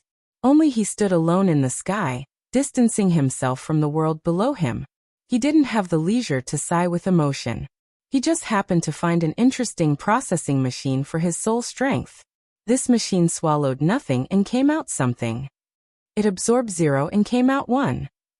It burned nothingness and condensed reality. This was the condensation ring. This was the external neuron. As the interference power gradually pervaded, it was as if a set of incorporeal skeletal meridians had been stuffed into the soul body. It was draped with flesh and tendons of the same nature. While this description was a bit too exaggerated, a more realistic way of saying this was that Luo Nan's soul body seemed to be plated with a layer of gradually closing incorporeal, yet marvelous membrane under the full effect of the interference power. Figuratively speaking, Luo Nan's soul body seemed to have turned into a cloak. Luo Nan's core consciousness resided in the center, and he made contact with the mental and material worlds at the same time through this cloak. The cloak became the facet of the mental and material worlds, intersecting with both planes. It was thin to the point of nothingness, but it had marvelous effects. Luo Nan's consciousness was wrapped in this cloak, and it had a bit of an independent flavor. It seemed that there was an indescribable layer of separation between the mental and material planes. The feeling was subtle. The current Luo Nan was no longer on any plane. Instead, he existed in the interlayer between the mental and material planes. Wherever his mind went, he would sink in that direction. Of course, he was in a soul-body state right now, so he naturally leaned towards the mental plane. The resistance he faced on this side was minimal, close to 0. Forcefully interfering with the material plane would certainly consume a lot more energy, and there would be a few more links. But no matter how much energy was consumed, it was still a breakthrough in his essence. Luo Nan's consciousness suddenly flashed, and the incorporeal cloak stirred. It heavily smacked the nearby void under the surge of soul strength like a storm. Wind appeared out of nowhere under the sunlight, and it transformed into a fine stream. It spun and traveled several dozen meters away, nearly brushing past the upper edge of the high-altitude traffic layer before finally dissipating. The stream of air went far away, and Luo Nan's state of mind was like a whirlpool, endlessly turbulent. However, his state of mind had swelled to the extreme by the time the stream of air dissipated. See? Such a crude attack pattern was able to cause considerable turbulence in the material world. What did this mean? It meant that Luo Nan had leaped out of the stage of soul embodiment, the level of a yin god. He could truly interfere with the material world, shifting the interference force from the tiny structure of the condensation ring to the entire world. Such progress was like jumping from the ground to the clouds. But under the catalysis of the external neuron, It was logical and natural. This was because this was a jump from nothing to something. It was a qualitative change from 0 to 1. 1 begets 2, 2 begets 3, and 3 begets all things. It evolved into limitless possibilities. It was impossible to overstate the great significance of the external neuron from this perspective. And to put it bluntly, all of this was brought about by the external neuron. How did it accomplish this? In the end, what kind of product was it? What else could it do? It could serve as the framework for Luo Nan's God Gear. It could serve as the materialization of the structure of nothingness. It could serve as the pivot for the transformation of soul strength. And all of this seemed to have only unearthed a small side of the external neuron. It could do much more. For example, gear. The more doubts Luo Nan had in his mind, the more expectations he had for gear. He knew that this sort of mentality wasn't healthy, but he was unable to endure it no matter what. His soul body suddenly entered a state of flight once more, and its speed increased. Right now, his connection with the outside world grew more and more real. His perception of the late autumn setting sun and the high-altitude cold wind grew clearer and clearer. It was to the point where he forgot himself. He roused his power and howled to his heart's content. He didn't deliberately attack the material world, nor did he have the substantial power to stir the void. But the incorporeal attack on the mental plane still rapidly spread in all directions. It was fortunate that Luo Nan hit himself deep enough on the mental plane. He didn't go to a depth where most ability users could probe and create a major event. Even if he did create a major event, Luo Nan couldn't care less. He cut into the Pingjiang district of Acumen College in the blink of an eye. Gear was already in sight within the range of his mental senses with a radius of over 20 kilometers. At this very moment, there was nothing else that could attract Luo Nan's attention other than gear. But there was a difference in the magnitude of the attractive force within the various regions of gear. Luo Nan's mental senses covered the area, and he locked onto the westernmost region of the building on the ground of gear. It was a large atrium 50 meters deep and 20 meters in diameter. With a sudden jump, Luo Nan's soul body cut into gear. He arrived within the atrium and floated in the center. His feelings of urgency and anticipation suddenly transformed upon reaching his destination. Luo Nan began to become nervous. He was just as anxious as he was before. He was just as anxious as he was now.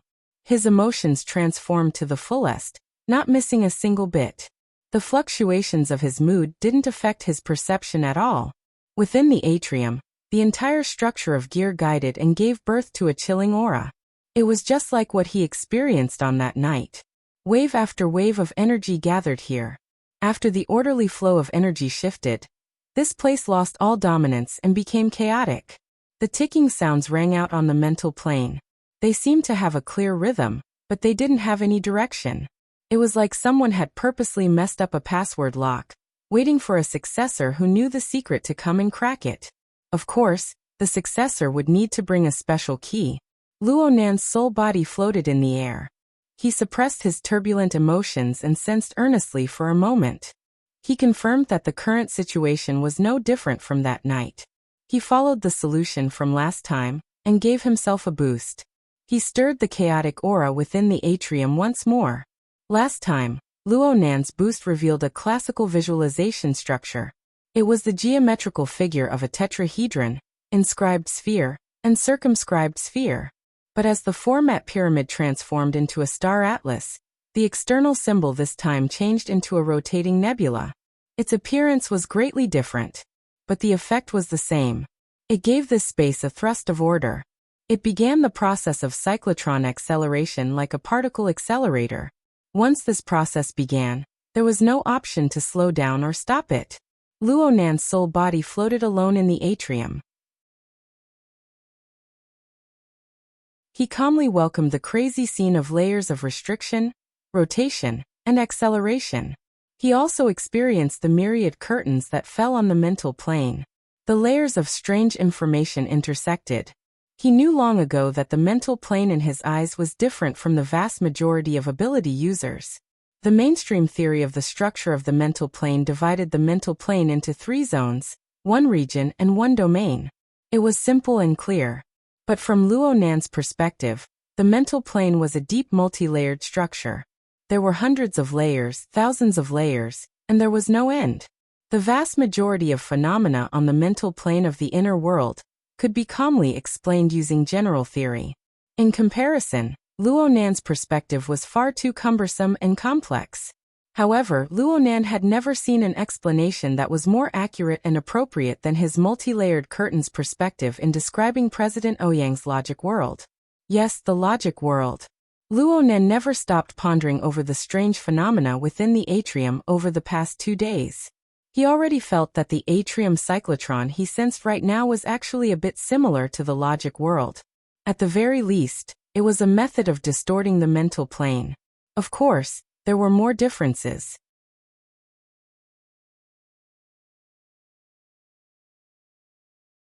Chapter 382.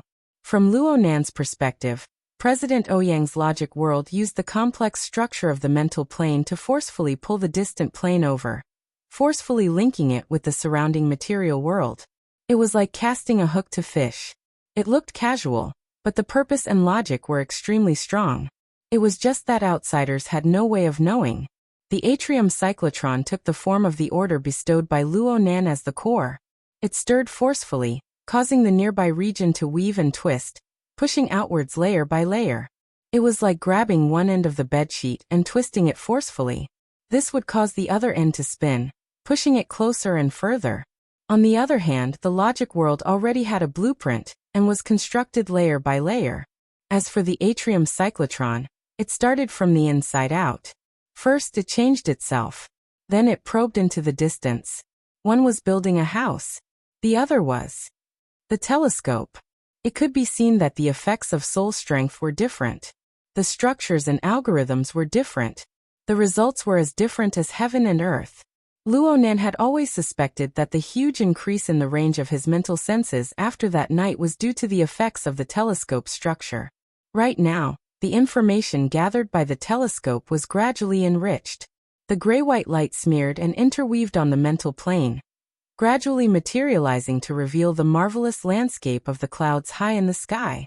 But no matter how close the telescope's perspective was, the real situation was still separated by a layer. Last time, Luo Nan had fallen here. It was impossible to truly touch the cloud world that he yearned for day and night with just the telescope's structural model. It was something that Luo Nan could only do if he didn't rely on external objects. But today, he had the external neuron. The external neuron didn't have any particularly obvious reactions during the early stages of the Far-Gazer realm's formation. It was just that the bizarre cloak that had just taken shape had already revealed a special quality, due to the external neuron's influence on the road. The cloak warped and rippled within the rapidly rotating atrium vortex, but it maintained an inconceivable degree of flexibility and independence. It continued to display its ability to interfere with the mental and material planes. Because of this, the myriad curtains that fell on the mental plane were connected to the surrounding material environment through the cloak. It was just a little bit, but it was like the cloak when it took shape. It achieved a breakthrough from zero. This allowed Luo Nan to realize a small portion of the effect similar to the logic world. It formed a warped independent region around his soul body. The problem was that the most powerful aspect of the logic world lay in its logic. That was the decisive factor in its construction. Luo Nan did not possess that sort of logic. After the interference between the mental and material planes was achieved, the corresponding area no longer belonged to the scope of the faraway realm structure. There was no specific order, and it was purely a superfluous thing. It would also increase the burden of the soul body. In just a few short seconds, the cloak had become a little sluggish. The excessive structure directly affected the efficiency of the soul energy conversion. As the situation continued to worsen, the external neuron, which was the center of the conversion, was finally stimulated. The condensation ring constructed by the external neuron showed signs of instability for the first time. Some of the lines were extracted from the condensation ring and reached the center of the structure of the condensation ring, where they performed new structures on the microscopic level. This was a completely spontaneous action of the external neuron. Luo Nan's consciousness did not participate. In fact, the scale of the fabric this time had already been probed down to the micron level. It exceeded the precision of his senses. Were it not for the fact that the external neuron and his consciousness were tightly linked together, Luo Nan would not even have the slightest of senses. Though this was the case, Luo Nan's state of mind was pounding and throbbing. He gradually became high-spirited. He was unable to clearly probe the composition of the external neuron, but the chilling aura and the myriad of changes in the curtains were clear to see. During the rotation acceleration process, the chaotic, distorted interference between the mental world and the material world began to show regular fragments. The corresponding interference forces no longer conflicted and melted each other. Instead, they piled up and spun, achieving a certain reflection with the structure of the telescope. If the rotation speed of the telescope was said to be 10, then the region that Luo Nan could interfere with and warp had a rotation speed of 1. Every 10 revolutions of the telescope, the interference area would revolve once. It was precise and rhythmic, but it was gradually changing and speeding up. 10, 1, 10, 2, 10, 3. The rotation speed of the telescope was already relatively fixed, but the rotation speed of the interference region was constantly increasing. When it came to the material plane, there were already obvious signs. In the center of the atrium, the light in the void was clearly distorted, and the low sound of bung bung, like the vibration of a bowstring, continued without end. If Luo Nan hadn't lost his temper 2 days ago and destroyed the majority of the surveillance cameras inside gear, this piece of information would have been impossible to hide. How could Luo Nan care about this? His soul body was located in the core region of the distorted void. He could personally experience the extent and speed of the distortion. The cloak was no longer sluggish, but the layers of acceleration accumulated astonishing potential energy.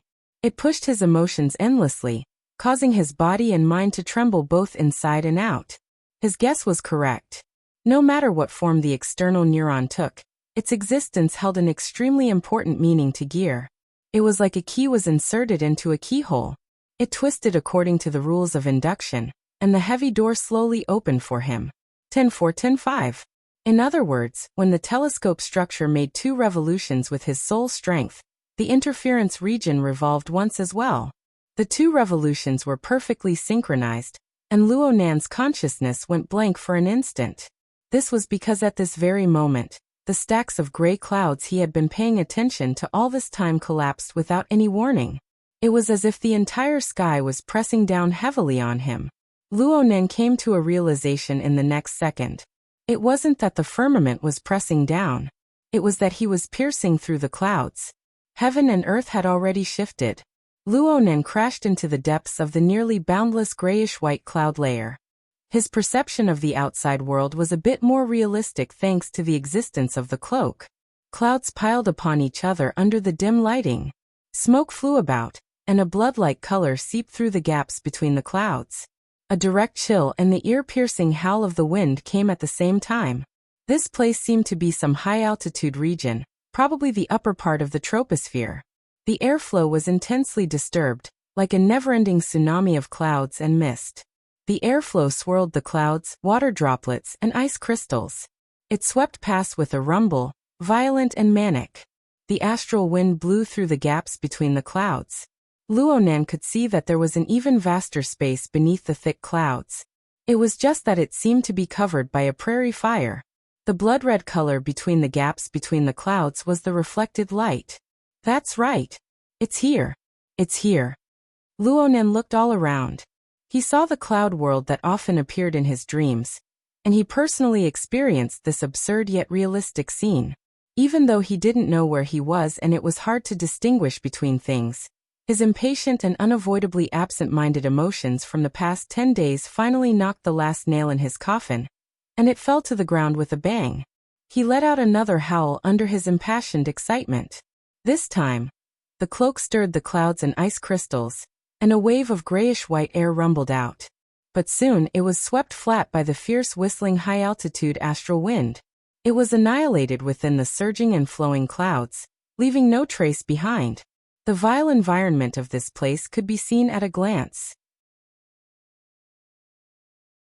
However, no matter how vile the environment was, Luo Nan, who had entered in his soul body form, received the same effects as nothing. It wasn't like last time, when he had entered with his fleshly body in a muddle-headed and relaxed manner. Since he didn't have the ability to fly, he fell madly all the way. It was hard not to be flustered under the darkness of the sky. He held on for a dozen or so seconds, worried that he would fall to the ground and die without a corpse, so he could only move out. He never expected that it would be so difficult to enter again. In any case, it was hard for Luo Nan's imagination to run wild when faced with such a vast world and experience such a marvelous and strange place. In the final phase of Gear's atrium, the telescope became a silo, under the magical effect of the external neuron. Luo Nan was directly transported to this cloud layer of unknown origin and unknown position. Only the heavens knew how far this place was from Xia City in Gear. A few hundred kilometers? He had never heard of a similar environment around Xia City. Tens of thousands? All right, this was very fantastical. It was very pretentious with extraordinary power. It was useless to let one's imagination run wild. Though it was difficult for Luo Nan to enter this place this time, he was 1,000 times more relaxed than last time. He decided to observe carefully and gather as much information as possible to provide a basis for his later judgment. Observation and reconnaissance had always been Luo Nan's strong suit. Pure observation combined with the living starry sky gave him an effective observation range of over 20 kilometers. Aside from extraordinaries who were unable to grasp accurately, this was a top-notch observation range in the modern world. And as the saying goes, knowing oneself speaks for itself. After Luo Nan comprehended the principle of the structure of the telescope, the utilization of his soul strength had a clearer goal. He consciously adjusted and optimized it, and there was still considerable potential to be excavated. If this continues, it won't take too long to break through with an observation range of 25 kilometers. But who the hell can tell me which part of the world has a cloud layer that exceeds 50 kilometers in thickness? And it doesn't even have a boundary? Luo Nan was at the peak of a young man's memory. His general knowledge of geography was quite decent. He remembered that the relevant course had taught him that it was impossible for the cloud layer to exceed the height of the troposphere. And the Earth's troposphere was the highest at the equator. It was only 17 or 18 kilometers. The polar regions were only 8 or 9 kilometers. What the hell was 50 kilometers? Yes. He was too timid last time. He couldn't hold on for more than a dozen seconds before fleeing. According to the results of his observations, how could he live up to the cloud layer thickness if he didn't freefall for 5 minutes? His soul body floated within the cloud layer, staring blankly for a while. During this time, the two sides of the cloak interfered, condensing mist for him to form a blurry human silhouette. It was very likely that it would become more lifelike if this continued for a period of time. Luo Nan didn't care about this. He had already begun to feel that something was wrong. Not to mention the thickness of the cloud layer, the blood-red color within the cracked and warped cloud crevices did not fade for a long time. He had previously taken it for granted that this was the influence of a great fire burning on the surface of the earth below, or perhaps a volcanic eruption. He was even prepared to use this to further clarify the specific coordinates. But right now the range of his mental senses, which he was so proud of, couldn't even go beyond the cloud layer, let alone confirm a volcano. Moreover, was it really a volcano? Luo Nan was deeply doubtful. His observation continued. The living stars were spread out, displaying a simple ecological map within the range of the mist. A few believers continued to display their usefulness in the surroundings of the core star cluster of the self format, but the life forms further away had already switched to another group. It would be quite awkward to say another group. The cloud region was inconceivably vast, but the density of life forms was truly urgent. Luo Nan could only detect 2 or 3 kittens within the range of his senses of over 20 kilometers. Oh right, what did he say just now? Kittens? Luo Nan's thoughts had yet to come to a realization when a thick cloud suddenly exploded a dozen meters in front of him. Smoke scattered in all directions. A dark red shadow flashed into existence out of thin air. It was as swift as lightning, smashing through the cloud layer, and pouncing in front of Luo Nan in the blink of an eye. A thick and long arm smashed over, and its sharp claws distorted Luo Nan's perception. Only now did the boiling murderous aura appear with a rumble. Not only on the material plane, but on the mental plane as well. It brought forth a terrifying attack akin to an eruption of lava. The change happened right in front of him. There was no room for him to operate his thoughts. Luo Nan could only make the most instinctive reaction. The cloak interfered with the mental plane to the greatest degree. He ignored everything else and his soul body escaped to the deepest depths he could reach on the mental plane. The blurry silhouette formed from the mist exploded and shattered, turning back into water smoke. The attack on the material plane had hit nothing but air. But the most fatal attack was still on the mental plane. He had been thinking of a volcano just now, but now there really was a volcano erupting on the mental plane. It was as if Luo Nan had returned to the time when he first saw the terrifying might of the human-faced arachnid. He looked at the enormous specter that was burning and expanding in the void. The specter faced the sky and roared, extending its claws to strike over. It was truly like an erupting volcano, a pillar of turbid smoke and fire that smashed into the clouds. The mental plane trembled and swayed. The burning demonic claw, brimming with the desire to destroy, chased after the tail of Luo Nan's soul body. It crushed through several hundred layers of the curtain structure of the mental world, to form a shadow behind Luo Nan. Luo Nan could already feel the breath of the Grim Reaper. However, the Grim Reaper's scythe was unable to hook onto its target in the end. Luo Nan didn't know just how deep he had dived into the mental plane. He only knew that the burning demonic claw had crushed through nearly 1,000 layers of curtains in succession before finally reaching its limit. No matter how much it ignited with its killing intent, burning through and warping the majority of the mental plane, it was ultimately unable to crash into the level of Luo Nan's soul body. It was just a little bit off, but it was still not enough. And in reality, the powerful attack missed. The dark red shadow completely disregarded the laws of matter. Its figure came to a halt like a steel nail, smashing into the clouds. It seized the position of Luo Nan's cloud aura silhouette, and used malevolent eyes to stare fiercely at Luo Nan. What the hell was that? Luo Nan was both shocked and furious. His reaction to stress just now was truly extraordinary. It was all thanks to his soul body. If his fleshly body had come in, wouldn't he have been smashed into a meat patty just now? No, from the speed and strength of the attack just now, he would probably have been blasted into smithereens. He would have died without an intact corpse. It was fortunate that he hadn't encountered such a situation the last time he came in. Otherwise, today's matter wouldn't have happened. Right now Luo Nan was like entering a wildlife sanctuary.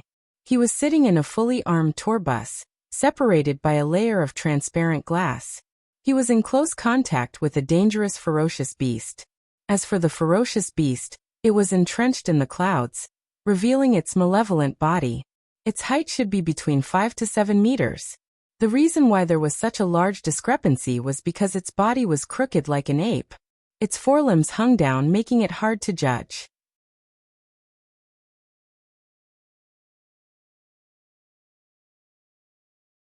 Chapter 383.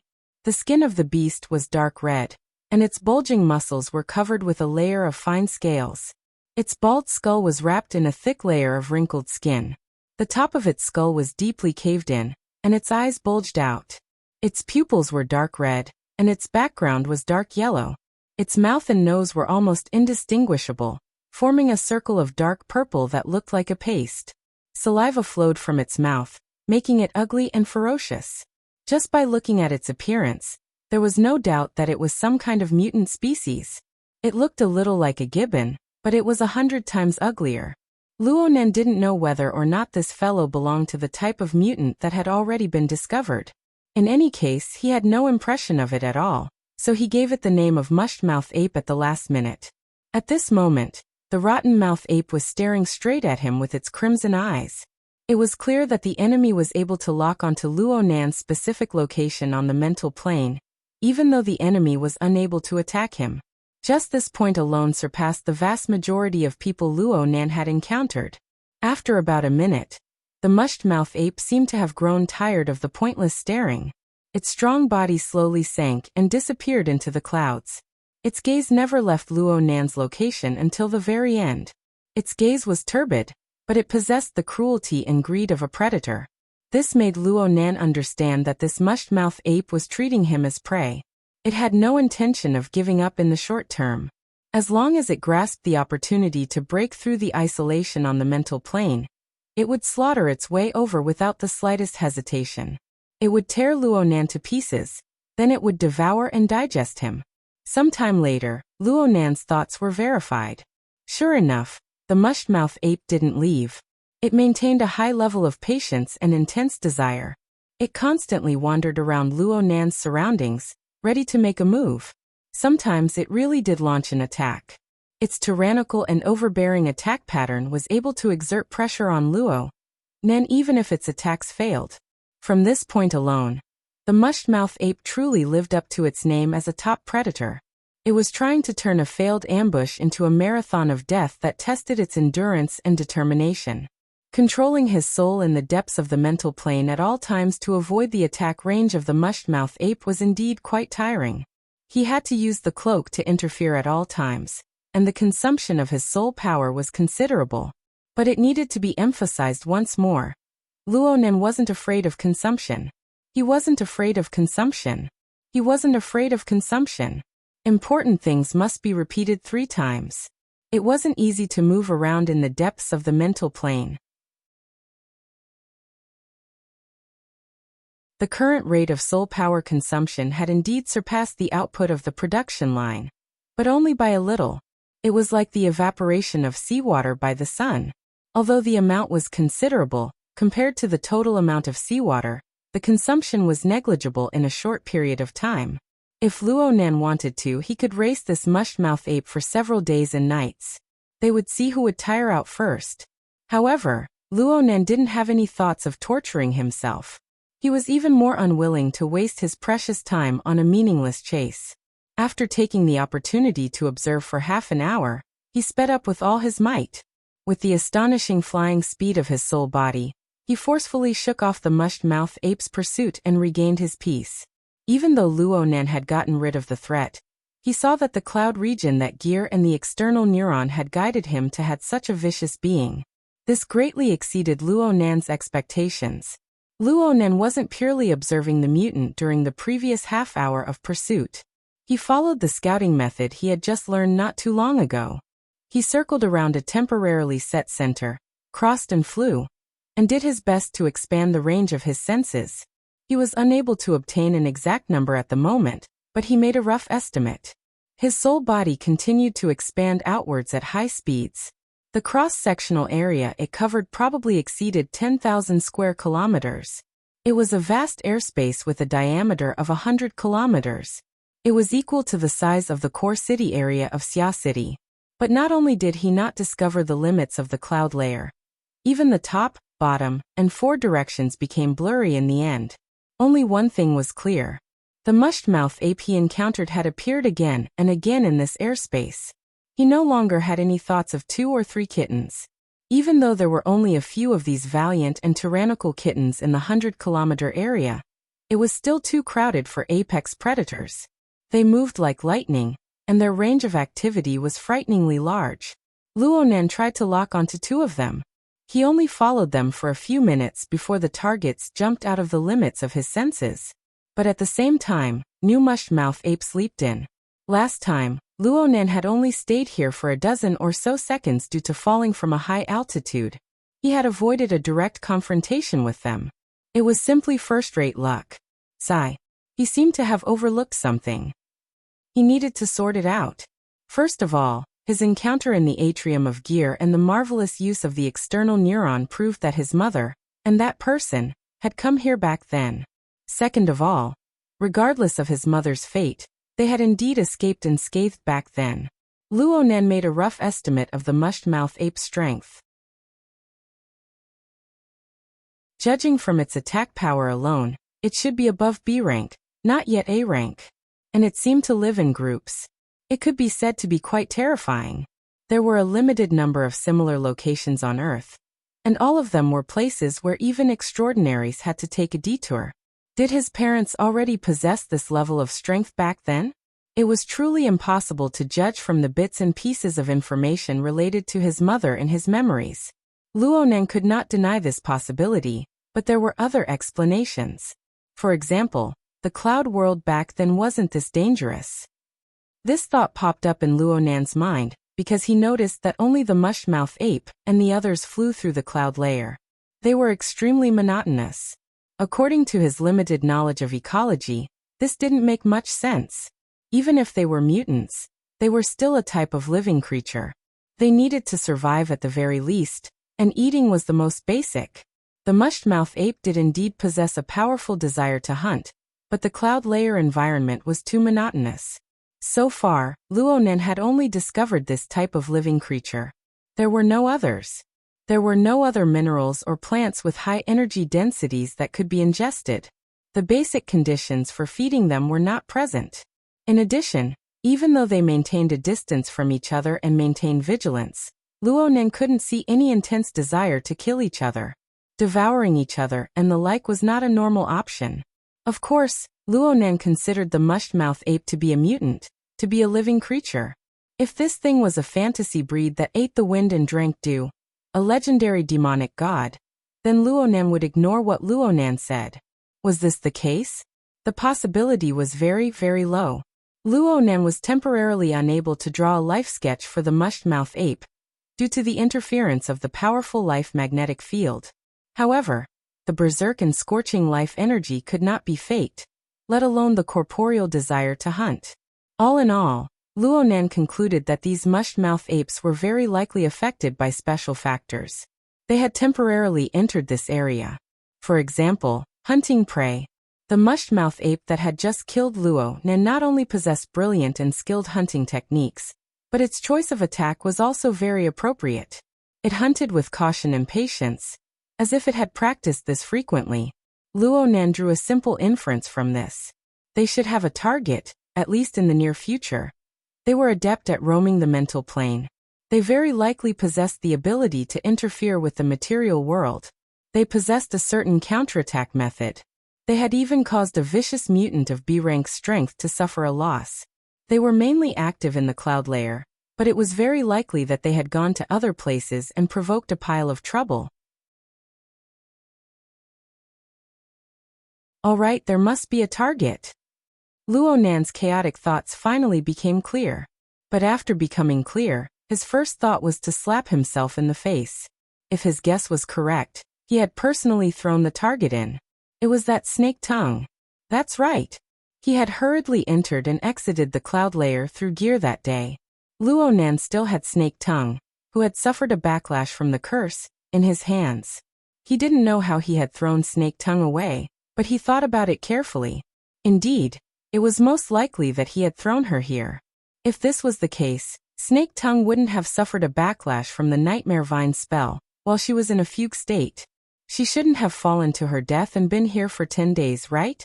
Luonan was a layman when it came to the curse branch. But after that day he did some understanding of Snake Tongue. He knew that this woman was one of the few curse experts of the inner world. Her mental state was extremely formidable. No matter how fierce the backlash from the curse was, it wouldn't be able to trap her for long. If he were to consider this line of thought, then the current situation would have a relatively clear explanation. Of course, this was pure conjecture. Perhaps his mind was obstructed, and his train of thought was wrong, leading him in the opposite direction. But in any case, Luonan's current mood was showing signs of worsening. The joy and sense of accomplishment from overcoming countless difficulties and finally entering the cloud world had long since been scattered by the volcanic eruption of the mushmouth ape. But before he could sort things out, he thought about the matter with Snake Tongue. He thought about the great secret his mother had hidden for many years. He didn't even have a clue about the bizarre and wonderful cloud world, and he had been tossed about by a wandering soul for 10 days. What if some extremely valuable clue was destroyed by Snake Tongue? Or perhaps she deliberately hid it and spread it? What should he do? The more he thought, the more anxious he became. Luonan made a firm resolution to find Snake Tongue. If she was alive, he wanted to see her. If she was dead, he wanted to see her. Even if he was dead, he wanted to see convincing evidence. Luonan pondered for a moment, and chose to follow a mushed-mouth ape. He would observe it for a long time before making a decision. But the stalking didn't go smoothly. Luo Nan's chosen target wasn't the one that had attacked him before. It was just a random choice. This fellow's body was a bit smaller, but it was just as valiant. Luo Nan was deep in the mental plane, exceeding the attack range of the mushed-mouth ape, but the ape still sensed him. The long stalking caused the target to react greatly. It turned around to chase and attack many times, but it was never able to touch Luo Nan's true body. It became extremely manic, constantly going in circles, refusing to cooperate. Luo Nan was annoyed, but he couldn't help but sigh in admiration at the same time. Such keen senses and the ability to suppress the material and mental planes at the same time were simply perfect methods in the domain that the mushed-mouth ape could reach. From the information obtained by the society, extraordinaries were excluded from the various ability users due to the different nature of their abilities. For example, the format of Fire of the Burner could attack a darksider species like the human-faced arachnid, but its destructive power was a bit weaker than in the material world. It wasn't like the mushed-mouth ape. Its destructive power was astonishing no matter what plane it was on, and there was no obvious loss in conversion. As for how it was used, how much experience could Luo Nan earn from observing it a few times? Even if Luo Nan wanted to copy it, it would be hard for him to do so. He could only drool at the mushed-mouth ape's methods. Time passed like this, second by second. Luo Nan knew that it would be hard to find any clues related to Snake Tongue if this continued. He was just about to change his train of thought when a strange feeling spread over from the other side of the void.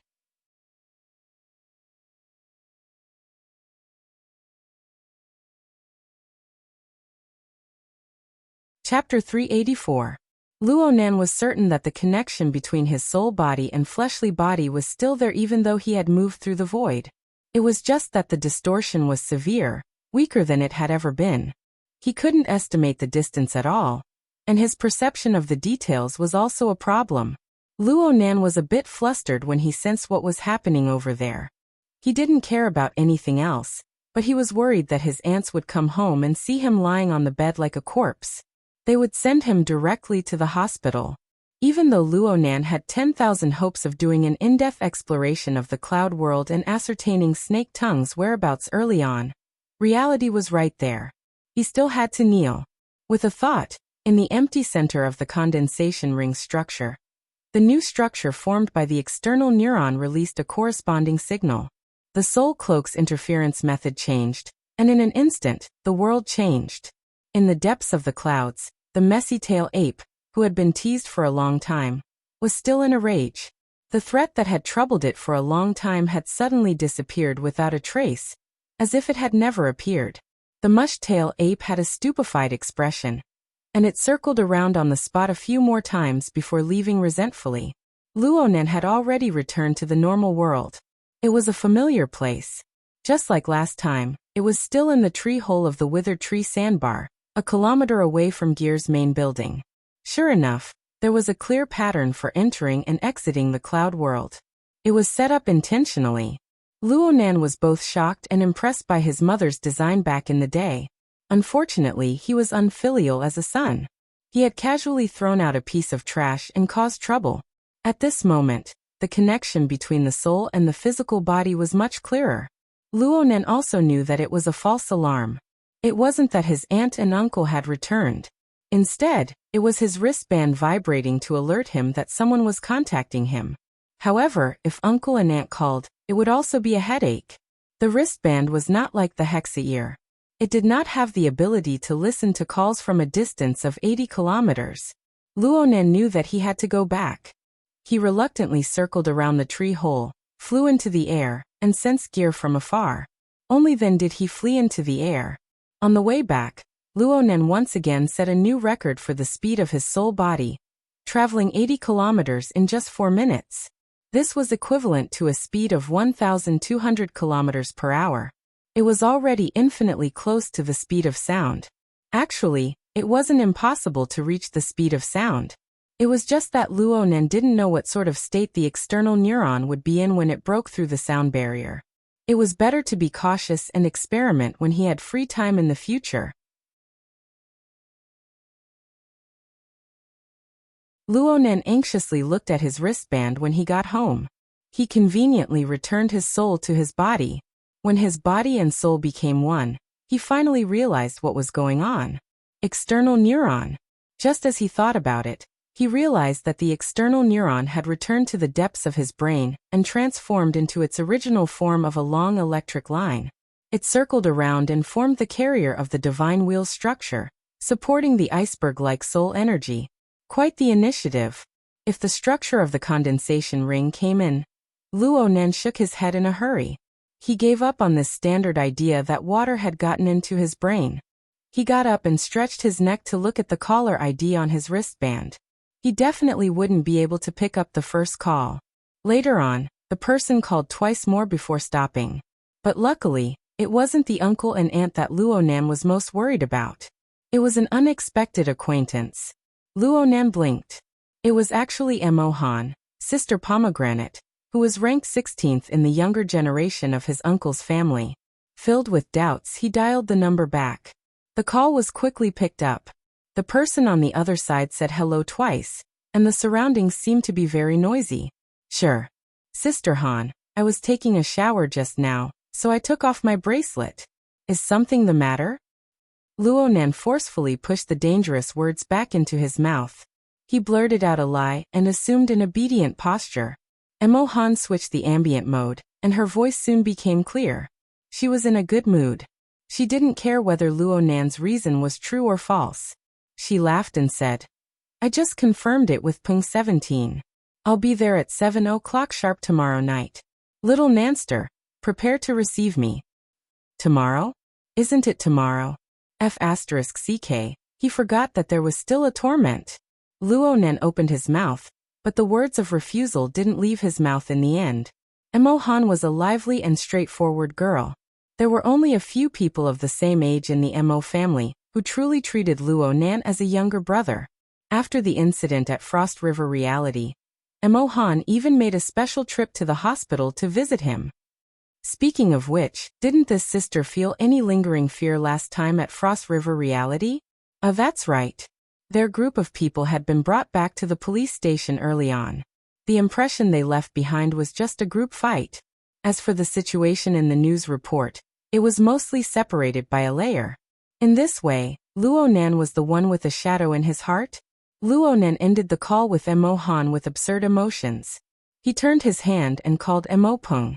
The moment the call connected, Luonan bluntly asked, What the hell is with this constantly expanding team?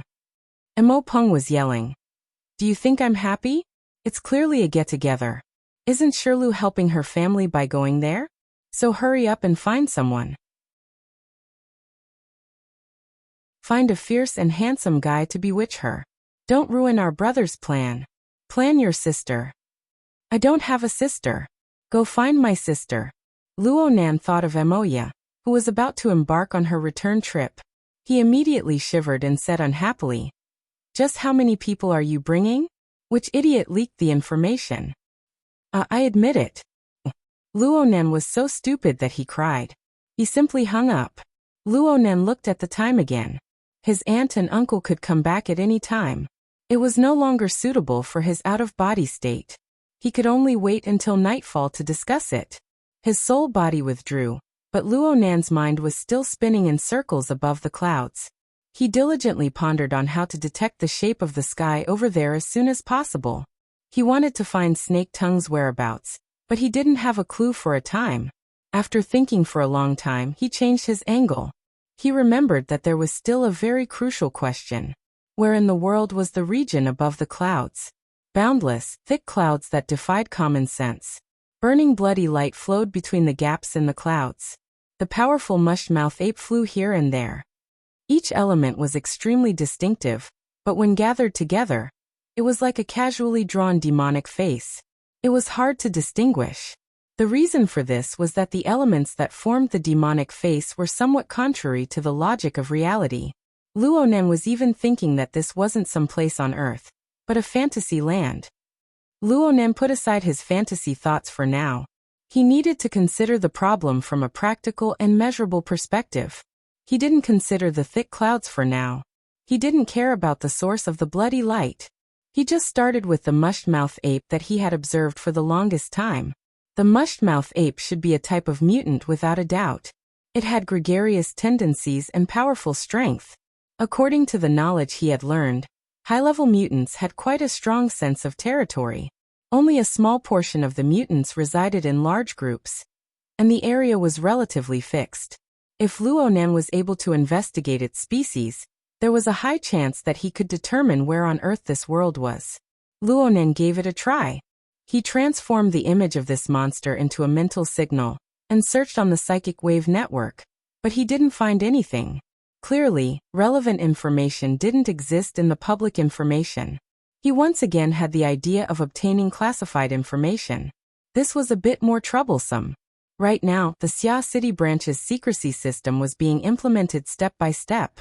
Anyone who wished to access classified information and utilize related resources needed to apply for access privileges. The threshold wasn't high aside from a very small portion of special information. However, access records would be left behind for future tracing. It was said that the secret level of the database was sealed off in passing after the branch exchanged large amounts of information with the military. He Yuan's work was certainly involved in this. No matter what other people said, she was modifying the behavior of the ability users of Xia City bit by bit. Luonan first subconsciously applied for an intelligent search service, but he suddenly reacted and chose to cancel it. This was a bit of selfishness. He didn't want to expose too much information regarding the cloud world. He hadn't even figured out his mother's inheritance, yet he wanted everyone to know about it. What was the point of this? The more he wanted to protect his food, the more Snake Tongue's existence was a thorn in Luonan's heart. He needed to find that female ghost as soon as possible no matter what. Luonan nearly wanted to kill his way to gear, but he was still rational. He knew that he couldn't cause any new problems before dinner, so he forcefully suppressed the urge. He needed to adjust his state of mind. He thought for a bit and took advantage of the time he was applying for access privileges to the database to borrow the Mutant Species Encyclopedia, Inner World Edition, and some other video and text materials related to mutants. He also pulled up the video materials from last year's intermediate training class, supplementing the handouts and notes Papercut had sent him. He needed to act like an obedient child at home before dinner. Using the precise and nimble dripping sword to pass the time was just right. Luonan didn't deny that he had a very special feeling toward the dripping sword. Not to mention the dripping sword's own effects. The structure of the condensation ring had truly made a great contribution. It drew in the external neuron to form a central structure that transformed interference power, thus forming a soul cloak. It could freely choose the direction of interference on the mental or material plane, freeing Luonan from his weak and frail body. Needless to say, Luonan would owe this favor when he entered the cloud world. Once a person developed a sense of intimacy toward a certain skill, they would possess an abundant driving force. At first, Luonan just wanted to pass the time, but when he truly began to research, his standards unconsciously rose higher.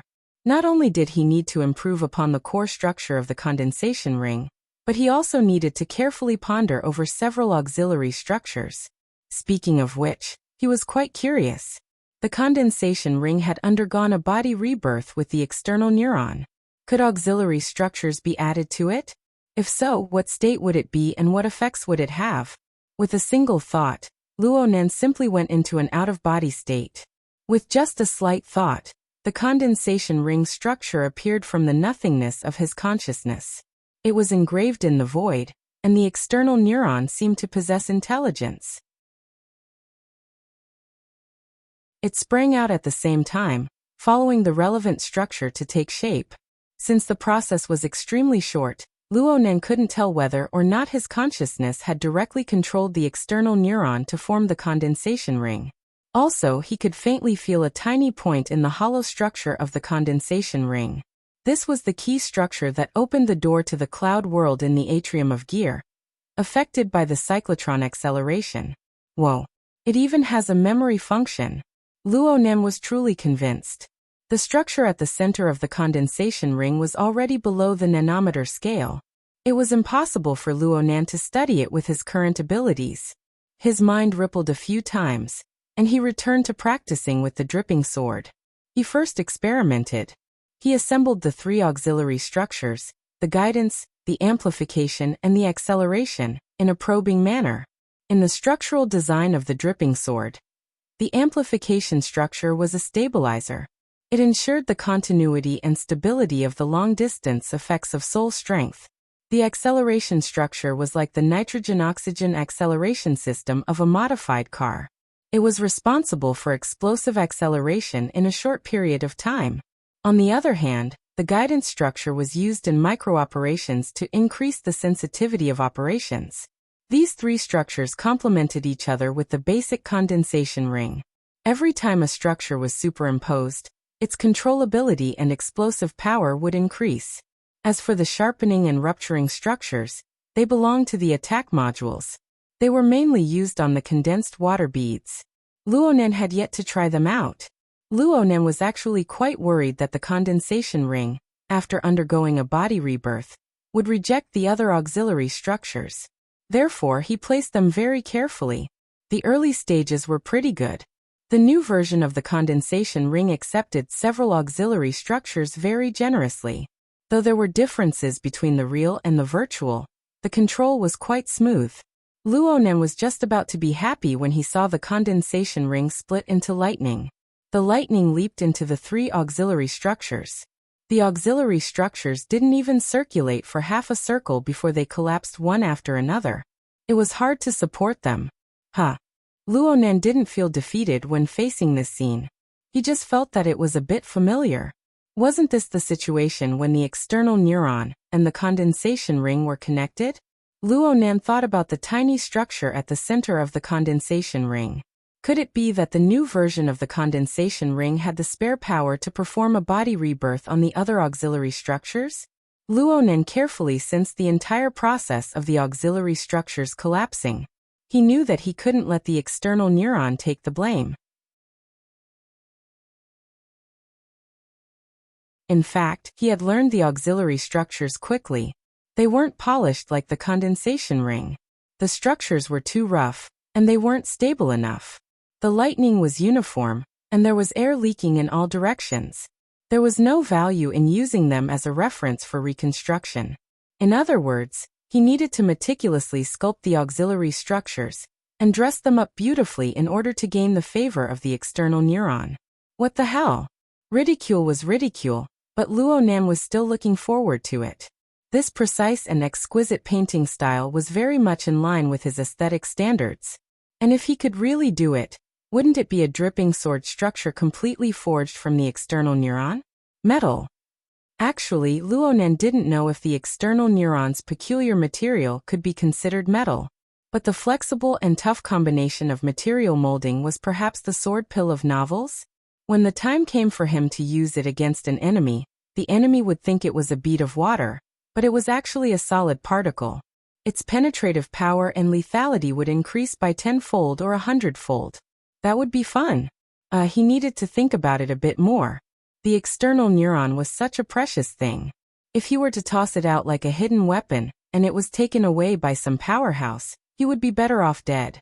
Luonan began a new practice amidst this tangled mood. The 5 auxiliary structures were far inferior to the condensation ring in terms of complexity. But he still needed a lot of painstaking practice in order to reach the level of refinement and precision. Luonan was smarter or luckier than the others. He was the first to create a blue or purple level condensation ring. He had a reference template and a standard. Luonan attracted the external neuron to undergo a rebirth. It was tantamount to having an indestructible carrier and testing instrument. Any of the auxiliary structures that lacked precision would not be able to pass the threshold of Luonan's subconscious. Even if he managed to fool it, the external neuron would feel that the quality of the harem wasn't good. Electricity would burst forth, and any defective product would immediately disintegrate. This was another torturous process. Luonan had just wanted to kill time before dinner, but he never expected that he would spend the next 4 or 5 hours on these auxiliary structures. He had no choice. When a person's brain became excited and their concentration increased, it was not easy to reverse their direction.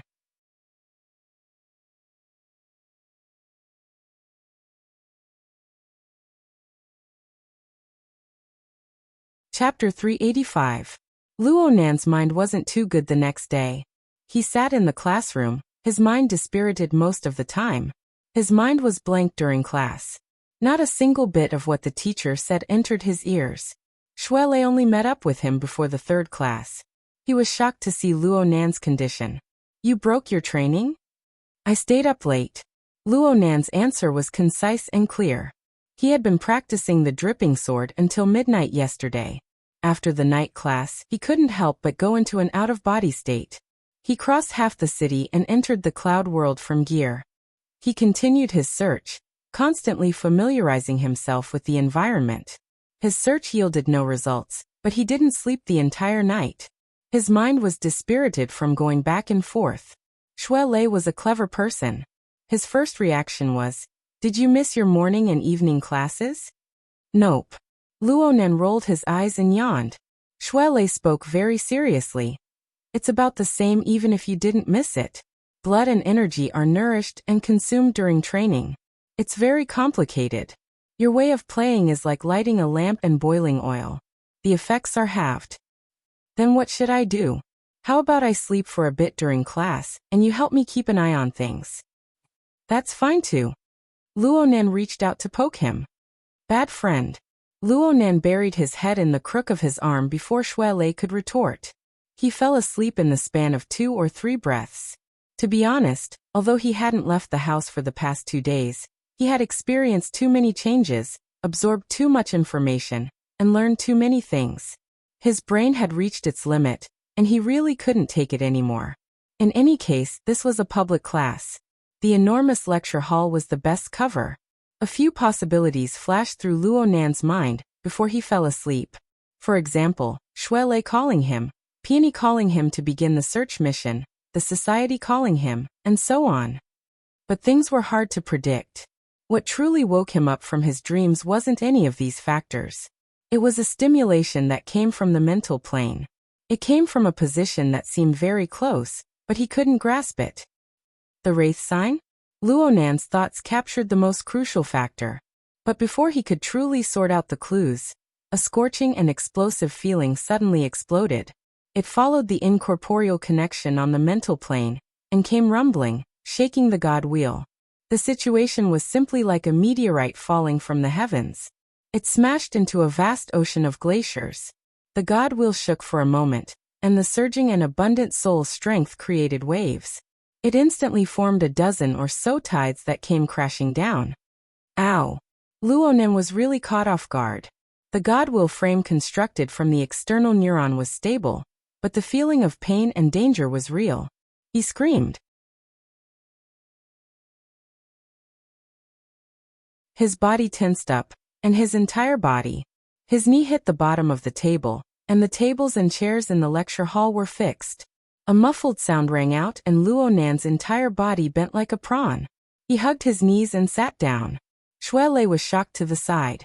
The first thing he did after coming to his senses was to throw his entire body over to protect Luo Nan. He believed that Luo Nan had suffered an assassination attempt from headquarters, or some other power. He wanted to prevent Luo Nan from suffering a second injury. The classroom was silent for a moment, and then the lecturer on the podium said coldly, "What are you doing?" In the next 3 seconds, the classroom went from buzzing to roaring laughter, and the discipline in the classroom instantly collapsed. As one of the best educational institutions in Xia City, Acumen College had never been a place where one could spend their days leisurely. Although they didn't go as far as to implement some sort of militarized classroom discipline, there were naturally conduct points and strict examinations to punish students who caused trouble in class. Luo Nan had shaken the entire lecture theater to the point of buzzing. Shuelei had directly pounced on Luo Nan with the weight of MT Tai. If Luo Nan didn't raise his blade and make an example out of Shuelei, he would be letting down the class time system. The lecturer on the lectern was a middle-aged woman in her 40s or 50s. Her facial features were quite good-natured, but her expression had turned cold and hard after receiving such a torment from Luo Nan and Shuelei. "Get up, I'm fine." Luo Nan struggled to break free from Shuelei's oppression. He endured the pain in his knees with great difficulty, and when he straightened up he saw this scene. He was already exhausted to begin with, and his reaction was much worse than usual. He was even more sluggish, and he could only display a stupefied expression, unable to do anything. Shui Lei was about the same to the side. He still hadn't switched out from his bodyguard identity. Right at this moment, the young female teaching assistant, who was a support staff member, walked over to the lecturer's side. She said something in a soft voice. The middle-aged female lecturer's anger was suppressed, and she spoke coldly. "Students, please stand up." Luo Nan and Shui Lei glanced at each other, and they obediently stood up. "What are your names?" Luo Nan and Shui Lei had already accepted their fate. They lowered their heads and said their names, but they were a bit vague. The female lecturer didn't care. She just said, "Students, if any one of you isn't feeling well, you can go to the infirmary and get treated as soon as possible. Don't disturb the other students in class." Yes. He's having hysteria. I'll immediately take him." Shui Lei reacted, and he directly made Luo Nan into a mental patient. He made a supporting gesture, and he supported Luo Nan as they walked down step by step amidst the chaotic laughter of the students. Luo Nan's knee was injured, and he really was limping. The two were like this. They didn't dare to raise their heads, and they cut a sorry figure as they left the classroom. Luo Nan's absent-minded mind recovered a bit just before they left the room. He noticed one thing. The young female teaching assistant who had persuaded the lecturer was actually someone he knew. Tianxi. They hadn't contacted each other since the incident at Ocean Sky Cloud City. Presumably, Tianxi needed quite a long period of time to sort out her emotions. But he never expected that they would meet again in such a manner. Luo Nan didn't feel comfortable saying hello, so he left in a hurry with Shui Lei. But the bell rang before the elevator even reached the bottom floor. Luo Nan only found out after asking Shui Lei that it was the last class of the morning. This fact hurt Luo Nan quite a bit. Things wouldn't have escalated to this extent if he had been a few minutes late. His wristband vibrated at this time, and the name of the contact appeared. Luo Nan rushed to pick up the phone. "Senior Sister Tian, thanks for just now." The caller was none other than Tianxi. Her tone was gentle and calm, just like a friend she often interacted with. "It's nothing. Teacher Wu has a very good heart. She asked for your name, and she didn't scan it through the class system. That means that she wants you to open up. Otherwise, it would be hard to avoid deducting conduct points. That's all thanks to Senior Sister Tian's help. I'll treat you to a meal later." Luo Nan spoke in passing, and he suddenly felt that these words were very familiar. It seemed that he had said these words more than once in the past few days. Actually, this was normal. As his social range expanded, his interpersonal relationships gradually became more complex. It was hard to avoid social interactions. What other words could it be if he didn't say these words?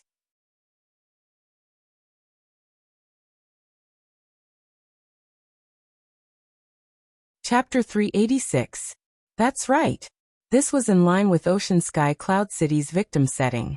Luo Nan thought this way, but when he heard the sigh, he felt quite subtle. His mind became much more lively and quick-witted. He immediately smiled and said, "Then Senior will treat me to a meal." Tianxi reacted extremely quickly. "Tonight? Today?" Luo Nan jumped in fright. "I have an event tonight." "Really?" Tianxi's tone was filled with doubt. Perhaps she was even a bit disappointed. This made Luo Nan feel embarrassed. His mind spun, and he suddenly had an idea. "Oh right. Senior, you should come and participate tonight." Tianxi was surprised. "Invite me?" "Yeah. You actually know them. It's Mo Peng and Mo Han. Remember? They're your cousins? Last time at Frost River Reality." Her voice suddenly cut off. Luo Nan's mind became more and more agile. He knew that Tianxi was probably a bit embarrassed. After all, the last event was to create an opportunity for her to socialize with Luo Nan's third cousin, Mo Qiu. It seemed that nothing had come of it. It really wasn't that kind of thing to participate again. Well, with Luo Nan's social skills, this kind of slip-up was inevitable. Luo Nan didn't know how to remedy the situation when Tianxi chuckled. "Okay. I just happened to bring Tianqi. He's close to your age. We had a good time last time. I heard that he keeps in contact with someone from your family. Huh? Something like that happened? Regardless of whether Tianxi was telling the truth or not, it was fine as long as she didn't mind. Luo Nan let out a sigh of relief. For him, this arrangement could be considered as killing two birds with one stone. Mo Peng and Mo Han were both devil incarnate level fellows. There should be someone older to suppress them. Tianxi had a socializing experience with Mo Chiu, so she had an awkward halo. Let's see how those two fellows deal with this. Wasn't it a bit despicable to think like this? Luo Nan ended his communication with Tianxi and shook his head. His thoughts spun, but his expression sank. The event tonight was just a small matter. The extraordinary power and corresponding information that the Wraith sign transmitted just now were the key issues that needed to be carefully understood. Logically speaking, the Wraith sign was still in the Blood Flame Order's territory. He was herded, every day, searching for other faced arachnid avatars to devour. From a city's safety perspective, the Wraith sign was a first-rate scavenger. This sort of action of the Wraith sign had brought quite a bit of trouble to Luo Nan in the past. The Wraith sign supported Luo Nan on the path of imbalance between body and soul, walking further and further. However, ever since Luo Nan constructed a clear framework of body and soul, coupled the rotation of the God gear and body gear, the Wraith sign's sudden hunt and devour, the negative effects it brought to him grew smaller and smaller. Luo Nan was more than happy to leave the Wraith sign with the Blood Flame Order to collect some information and secrets. But in that instant, the Wraith sign exploded with an attack on the mental plane. It could be said to be the most intense attack Luo Nan had ever encountered since he received the Wraith sign. According to Luo Nan's conjecture and understanding, the instantaneous undulation was very much like when it suddenly encountered a powerful enemy. It unleashed its full combat power. Then it won the battle and swallowed up the enemy. Only then did the comet collide with the Earth appear. The truly intense segment only lasted for an instant. Luo Nan didn't have the time to see it before he missed it. Later on, he was distracted by the embarrassing incident in the classroom. By the time he had the time to pay attention, the Wraith sign had already calmed down. Luo Nan could only see the Blood Flame Order's herder, Elder Mo Luan, from the Wraith sign's perspective. The herder was in the form of a black smoke soul body. He was flying swiftly and swiftly. However, the black smoke that was hard to see with the naked eye was scattered and indeterminate. Elder Mo Luan's condition was a bit of a mess. He should have been injured. Luo Nan had done some research on Elder Mo Luan recently. He knew that Elder Mo Luan was a core power of the Blood Flame Order. He was a dual cultivator of spells and martial arts. At his peak, he was an existence that even extraordinaries would cast sidelong glances at. Elder Mo Luan was only 60 years old. He was only in the prime of his life. He should be at his peak. Unfortunately, he had suffered serious internal injuries during the split of the order. He had never been nimble, and it was even harder for him to break through the boundaries of extraordinaries. His bodily functions rapidly declined.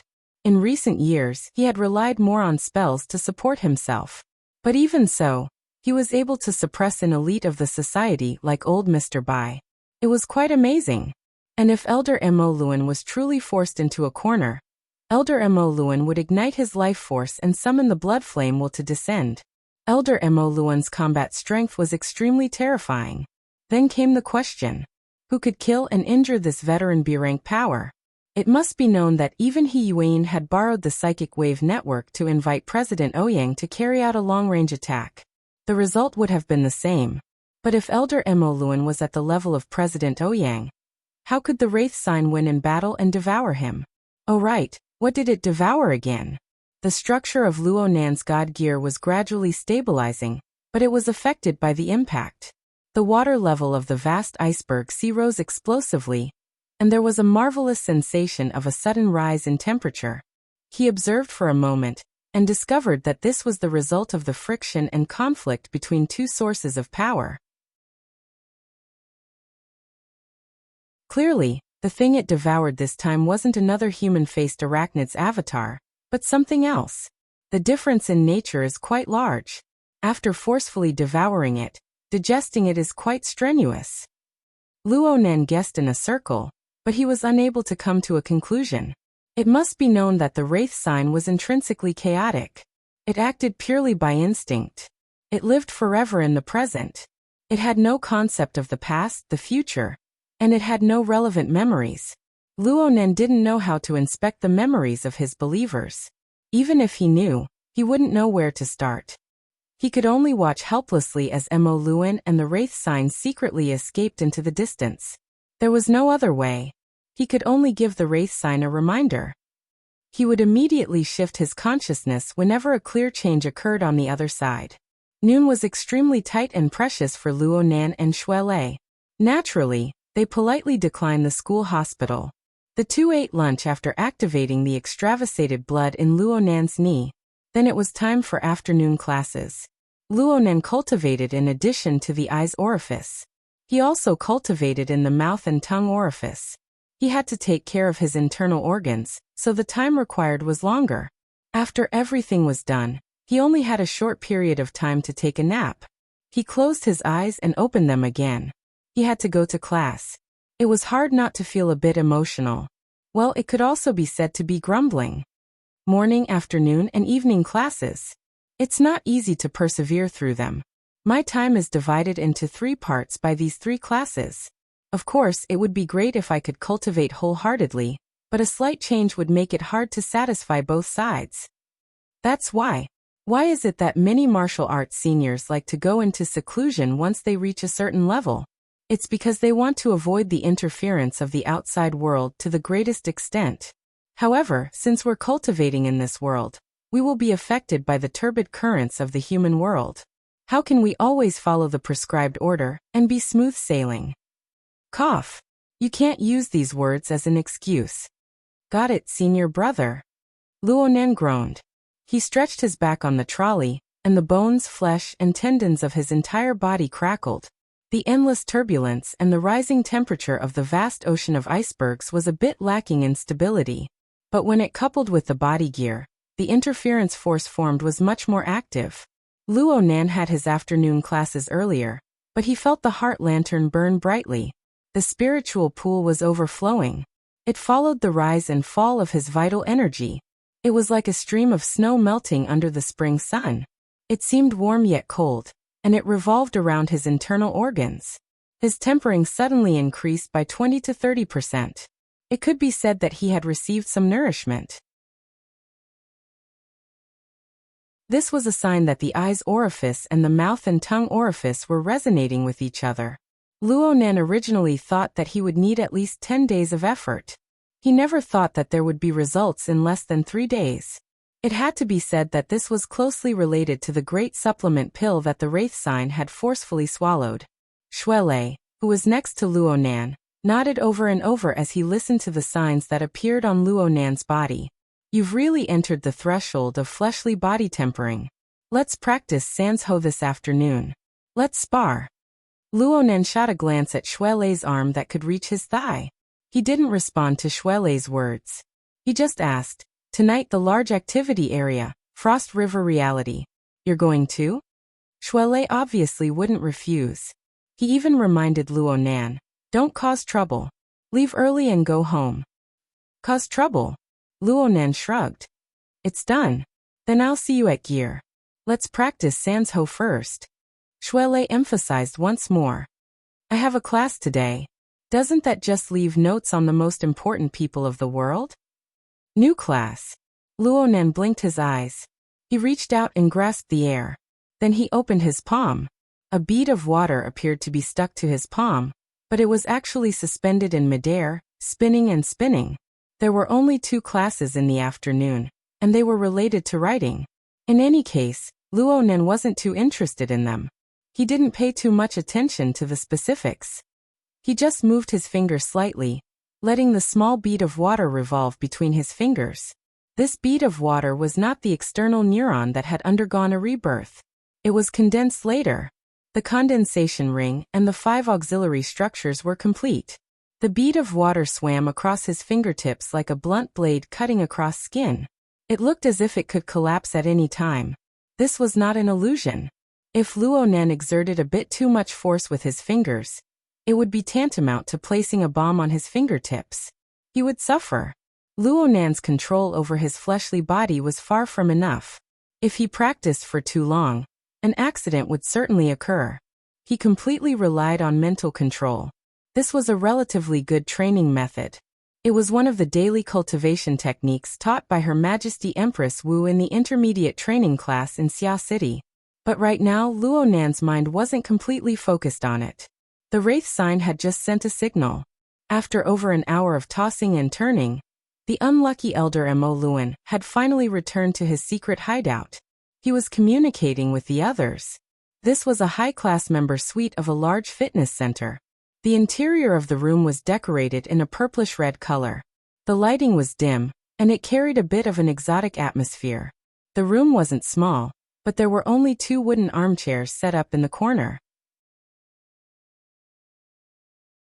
Yoga mats were placed in most of the space. There was also a treadmill, a bicycle, an elliptical machine, and other equipment. There was also a small hot spring in the corner. Elder Mo Luan's fleshly body was already here.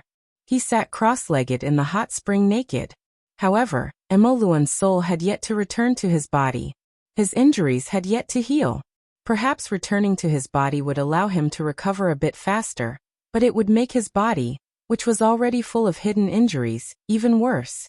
Mo Luan could only endure for a while. Mo Luan's soul floated in the room, and the Wraith sign was right next to him. There were 2 wooden armchairs in the room. One of them was empty, reserved for Mo Luan. Even if Mo Luan didn't sit, he still had to show respect. 6 core members of the order had already received the news and were gathered here.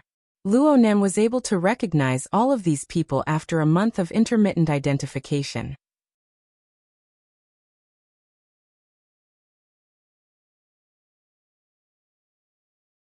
Chapter 387. Mrs. Halder was a woman that left a deep impression on people. Luo Nan had the temperament of a homebody. He didn't really recognize people, but he never forgot her from the first time he met her. Yes, it must be admitted that Mrs. Halder's image was quite good. She was around 40 years old, and she was in the gym room right now. She wore a deep purple knitted wool dress and stockings of the same color. She paired it with black velvet high heels. Her hair was tied up in a seemingly casual bun, and a few locks hung down the side of her forehead. She was elegant and concise, like a noble woman who had been in a high position for a long time. However, her somewhat westernized three-dimensional silhouette, her deep eye sockets, her quiet and serene gaze, and the strange slender bloody scar on her right cheek gave her a tough and callous aura. Upon closer inspection, she looked more like a strong woman who had experienced many experiences. In the secular world, she was indeed a queen of the business world. The high-class fitness center they were in right now was one of her businesses. She had inherited her husband's Castle Financial Group, and it had rapidly expanded over the past 10 years. She controlled several well-known fashion and sports brands, and her influence in the field of entertainment and sports grew more and more astonishing. Luo Nan had once looked up information on Mrs. Halder. She was a legendary figure in Xia City. During the Dark Age, when the Blood Flame Order was internally divided, the reigning chief ablatum of the order cowered before the chaotic conflict of doctrines. This caused the order's sacrificial vessel to be destroyed, causing irreparable losses. In the moment of life and death, it was this Mrs. Halder who beheaded the previous ablatum, her husband. Furthermore, with his strong conviction, he had withstood the violent backlash of the Blood Flame will. Amidst the raging blood flame, he had inherited the position of officiant. He had also relied on the rapidly expanding financial resources of the secular world to stabilize the situation during the order's relatively weak stage, preserving this branch of the Blood Flame Order. The bizarre bloody scar on her right cheek was the mark of the ultimate trial of the Blood Flame will. It was the testimony of the soul-stirring events of the past. Due to her actions of beheading and killing her husband, she became known as the Black Widow of the inner world. Her reputation was terrible, but within the Blood Flame Order, her prestige was unparalleled. Practically everyone was awed by her unyielding and iron-blooded nature. Even a senior elder like Mo Luan was extremely respectful toward her. At this moment, aside from Madame Halder, who was seated on a chair, everyone else was standing.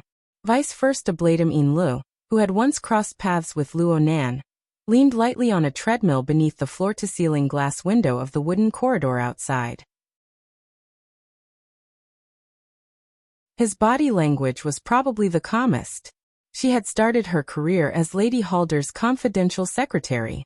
Although she no longer held a position within the financial group, she was the person in charge of the Frost River reality project that the financial group had dispatched. In the secular world, her position was low, but she held great power. Within the Bloodflame Order, he was one of the successors that Madame Halder paid close attention to. Apart from Yin Lu, the strong man standing respectfully to Lady Halder's right was also an important figure in the church. His name was Meng Chong, and he was one of Madame Halder's trusted aides.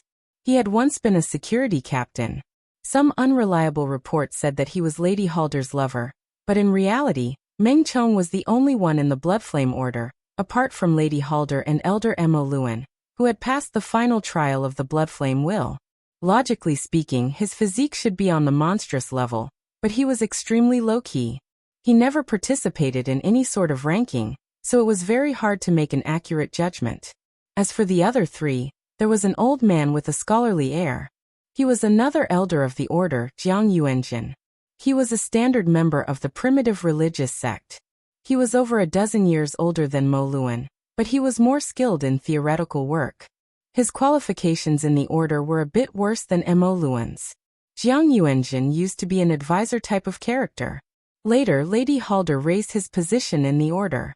Although he was useless in terms of combat strength, it was precisely because of his and Mo Luan's existence that this faction of the order gained a more orthodox atmosphere in this era of the collapse of sacrificial artifacts and conflicts of laws and logos. Right now it was this old man who was the most anxious. He was not worried about the injured Mo Luan, but about the wraith sign that was a substitute sacrificial artifact. Of course, in the Bloodflame Order, they called it the mold. How's the mold? Mo Luan, do you have any accurate information?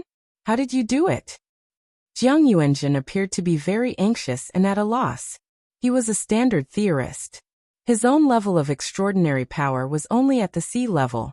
According to the observations and experiments of the order, under normal circumstances, the human-faced arachnid's clone would exist on the mental plane at the border of the Abyss region and the Polar Domain. That was the special domain of extraordinaries or B-rank powerhouses who specialized in mental senses. Ordinary ability users were simply unable to sense it. It was only when hunting that the human-faced arachnid would approach the material world. In fact, strictly speaking, there was not a single person in the Bloodflame Order who fulfilled these two hard criteria. Lady Halder had gone through special channels to obtain the herding technique that could capture the human-faced arachnid's clone and forge it into a sacrificial artifact mold. Right now, only Lady Halder, Elder Mo Luan, Deputy Ablatum Yin Lu, and Ren Hong could use this technique among the core members of the order. Only these four people could see it under normal circumstances. Mo Luan could not stand this old fellow. He was disinclined to respond. Lady Halder was deep in thought, so she had no obligation to respond. Yin Lu was just about to respond when Ren Hong, who was close to Jiang Yuanjin, spoke first. Old Jiang, the mold is very normal right now. It is currently digesting its food. The structure of the Blood Soul Temple has become more complete. The sound of blood and fire is very clear. Ren Hong's age was close to Lady Halder's. He was around 40 years old. His appearance was ordinary, but his words and actions were mature and appropriate. He normally did not reveal himself, but when he was preaching, he was extremely inciting. He was the backbone of the order purely by relying on its business. Normally, he would discuss the theories and preaching methods of the order with Jiang Yuanjin. Their relationship was relatively close. Jiang Yuanjin did not have any misgivings towards Ren Hong. At his age, he really was like a child. He grabbed Ren Hong like he was seizing a toy. He wished he could stomp his feet. Let me hear it. Let me hear it. Ren Hong glanced helplessly at Lady Halder. Lady Halder's eyelids drooped slightly. This could be considered as consent. Don't take too long. Ren Hong first warned Jiang Yuanjin before grabbing Jiang Yuanjin's wrist. He adjusted the frequency of the fluctuations of his soul strength, bringing Jiang Yuanjin's soul strength inside. It was like an amplifier, allowing Jiang Yuanjin to listen to the sound that came from the depths of the mental plane. Blood, blood, blood. Fire, fire, fire. The monotonous, manic, and incessant sound was like a gradually rising platform that pressed down on the mental plane. Layer upon layer, there was no end to it. And because it was nothingness, it could collapse at any moment. After listening for a long time, one's internal organs would begin to convulse and contract. However, in Jiang Yuanjin's ears, this sound was like the sound of nature. He laughed so hard that his eyebrows could not be seen. This is like eating a great tonic. The 2120 steps of the Bloody Soul Temple's Path of Blood Fire now has 1755 steps. Run Hong confirmed the number, then reminded him, time's up. How can it be so fast? Jiang Yuanjin wanted to act shamelessly, but Run Hong gently and firmly refused Jiang Yuanjin's request, and even pulled away. Jiang Yuanjin wanted to toss and turn again, but Run Hong gave him a meaningful glance, reminding him that the Lord Ablatum was right in front of him. Jiang Yuanjin had been raised by Mrs. Halder, so he was afraid in his heart. His face twitched, and he finally stopped pulling. He turned to face the master seat and smiled. Then he began to count with a deadpan expression. Last time Mo Luan reported the number of steps to be 1569. My goodness, this time it's 186 steps? Yin Lu reminded him from the side.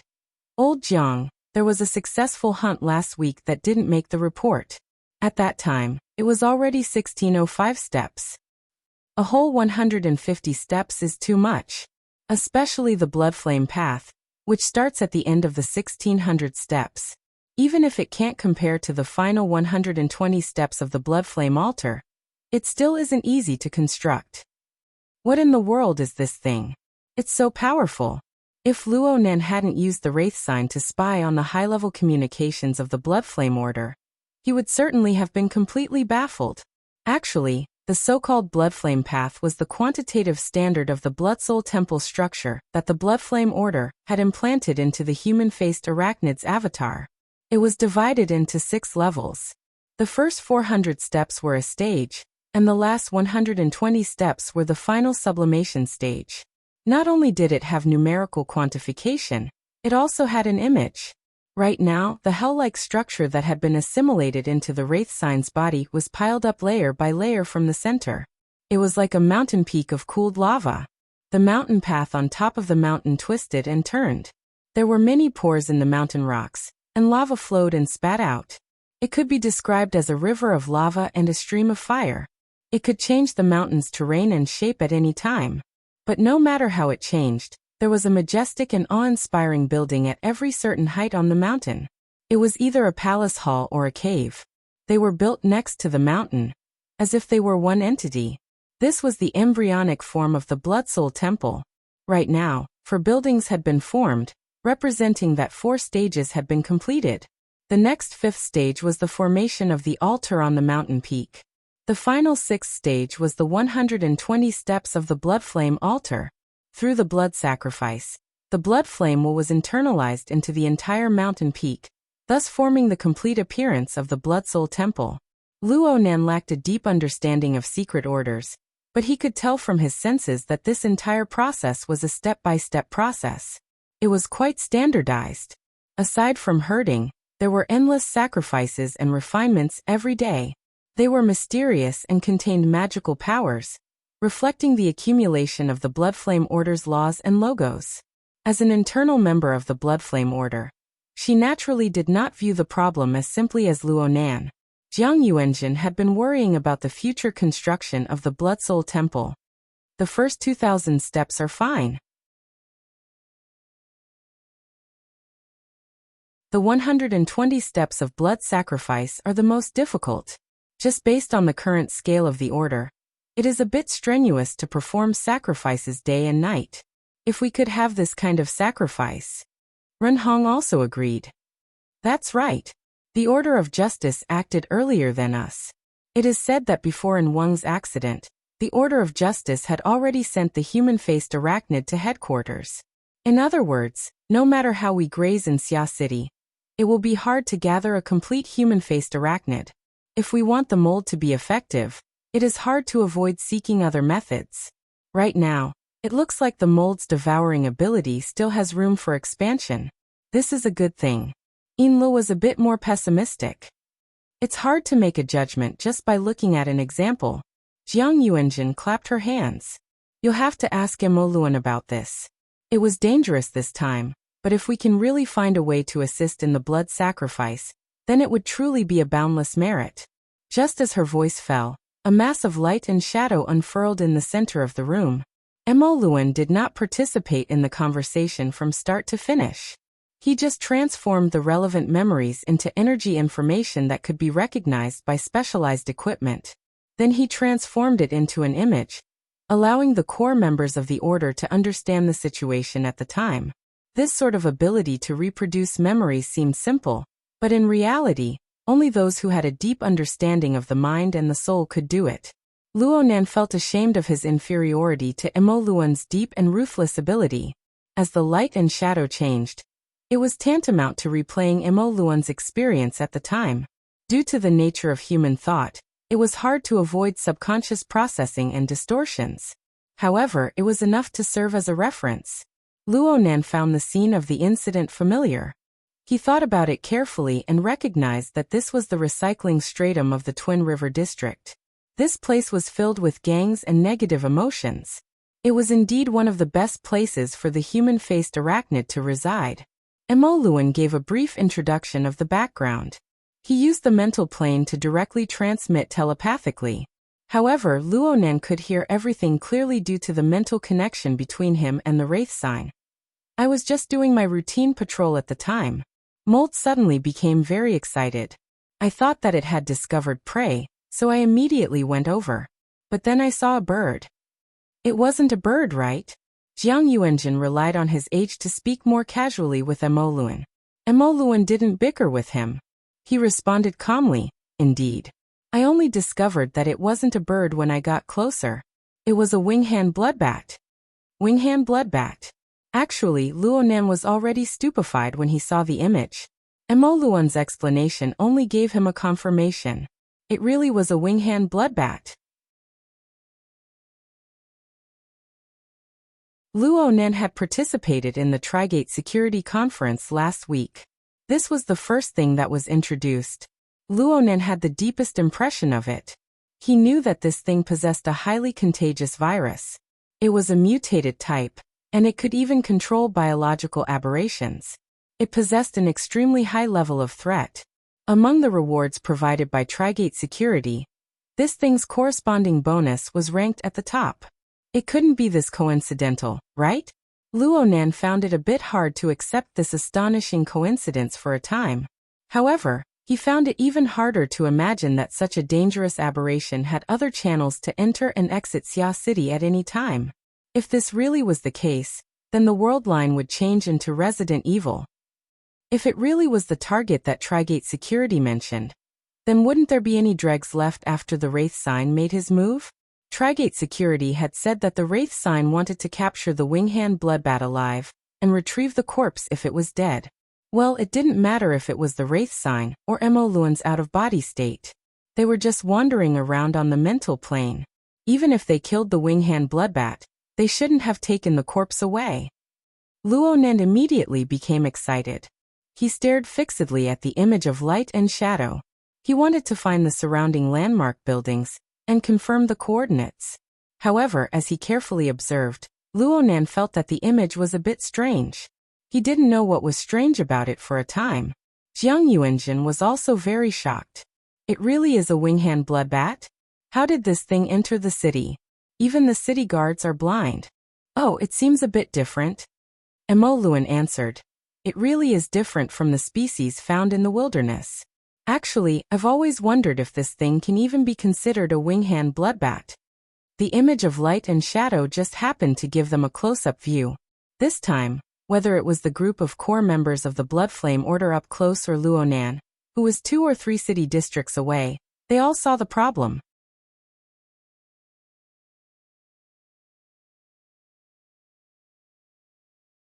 Chapter 388. Too tough.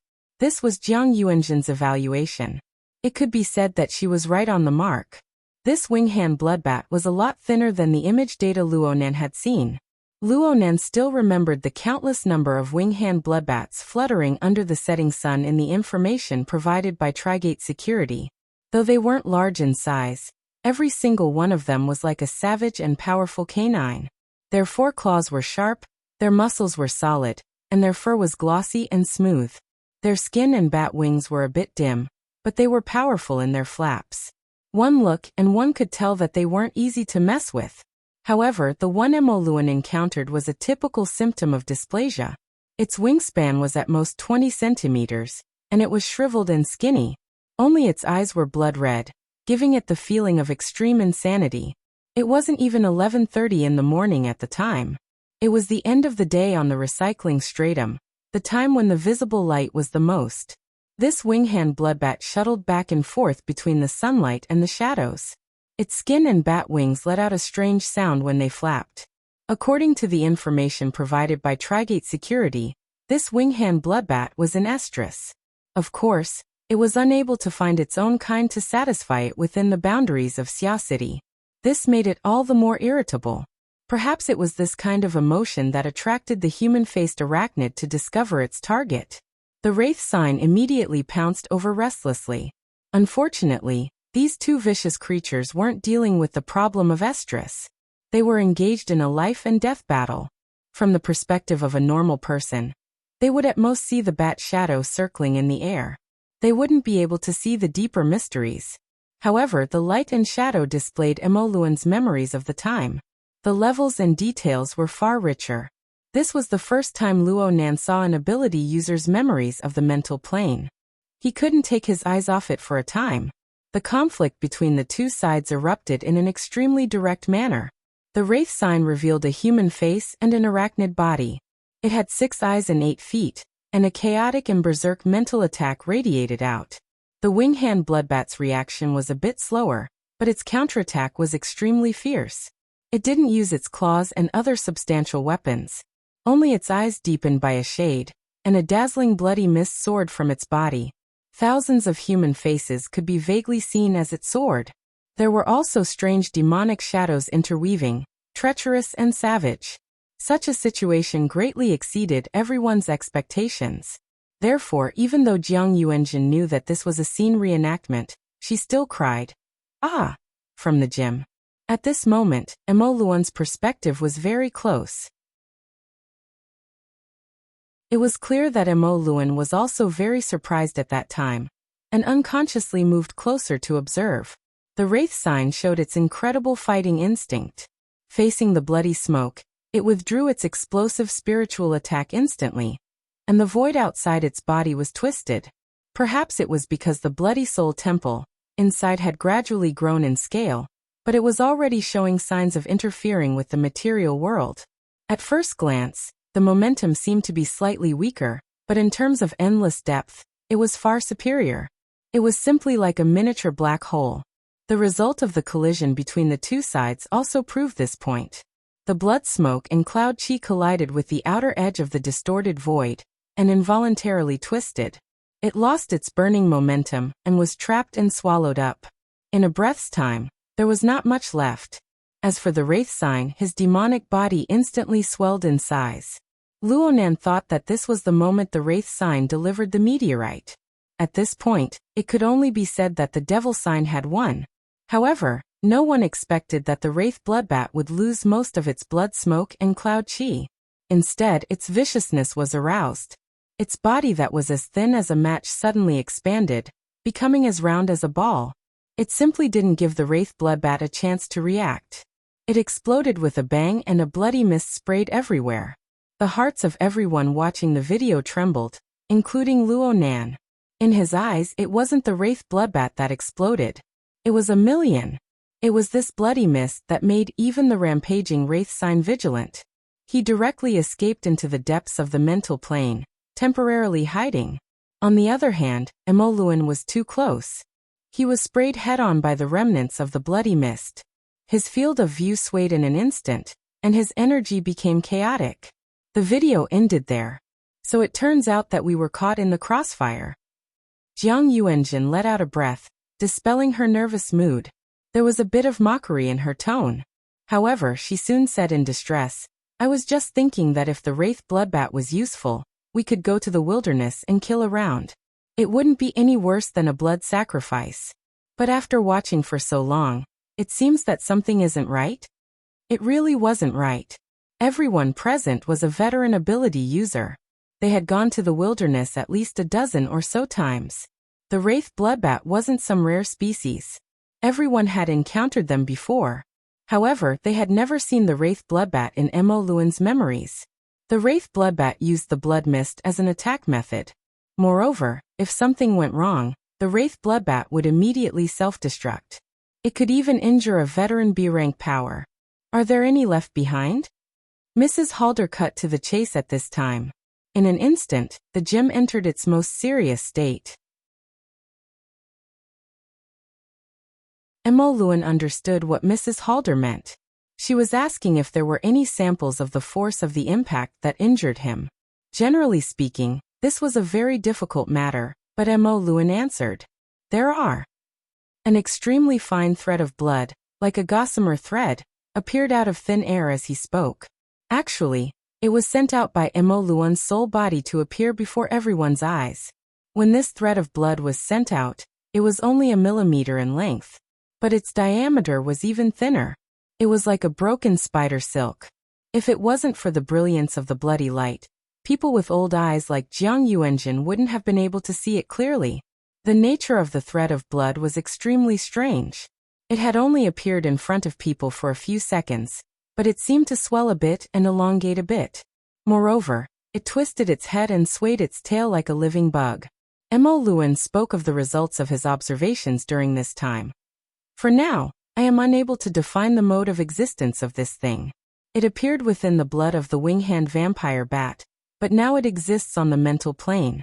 It endlessly devours and paralyzes soul bodies, rapidly growing stronger. He was still looking for an adjective when Mrs. Halder cut to the chase.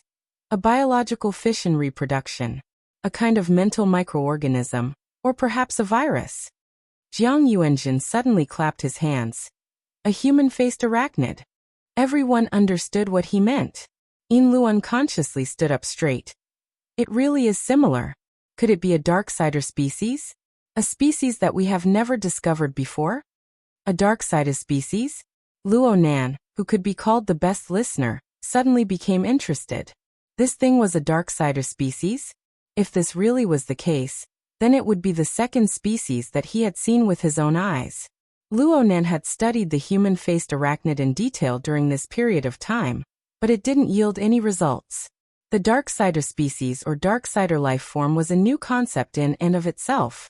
It hadn't even been 2 years since it was proposed. A complete system had yet to be formed, and the amount of information was pitifully small. Luo Nan suspected that with his understanding of the human-faced arachnid, he could list a few phenomena and write a paper. He would receive treatment from a top journal, and he would earn so many honor points within the society that his hands would go limp. Therefore, he still had to rely on himself for everything. Luo Nan discovered that this blood virus was quite different from the human-faced arachnid through his observations. It was just as Mo Luan said. This thing's stance was quite ambiguous. It switched back and forth between the material plane and the mental plane. Essentially speaking, this was because its living environment was at the juncture between the mental and the material plane. It was an amphibious species. From the results of his current observations, the roots of its growth and strength were all on the mental plane.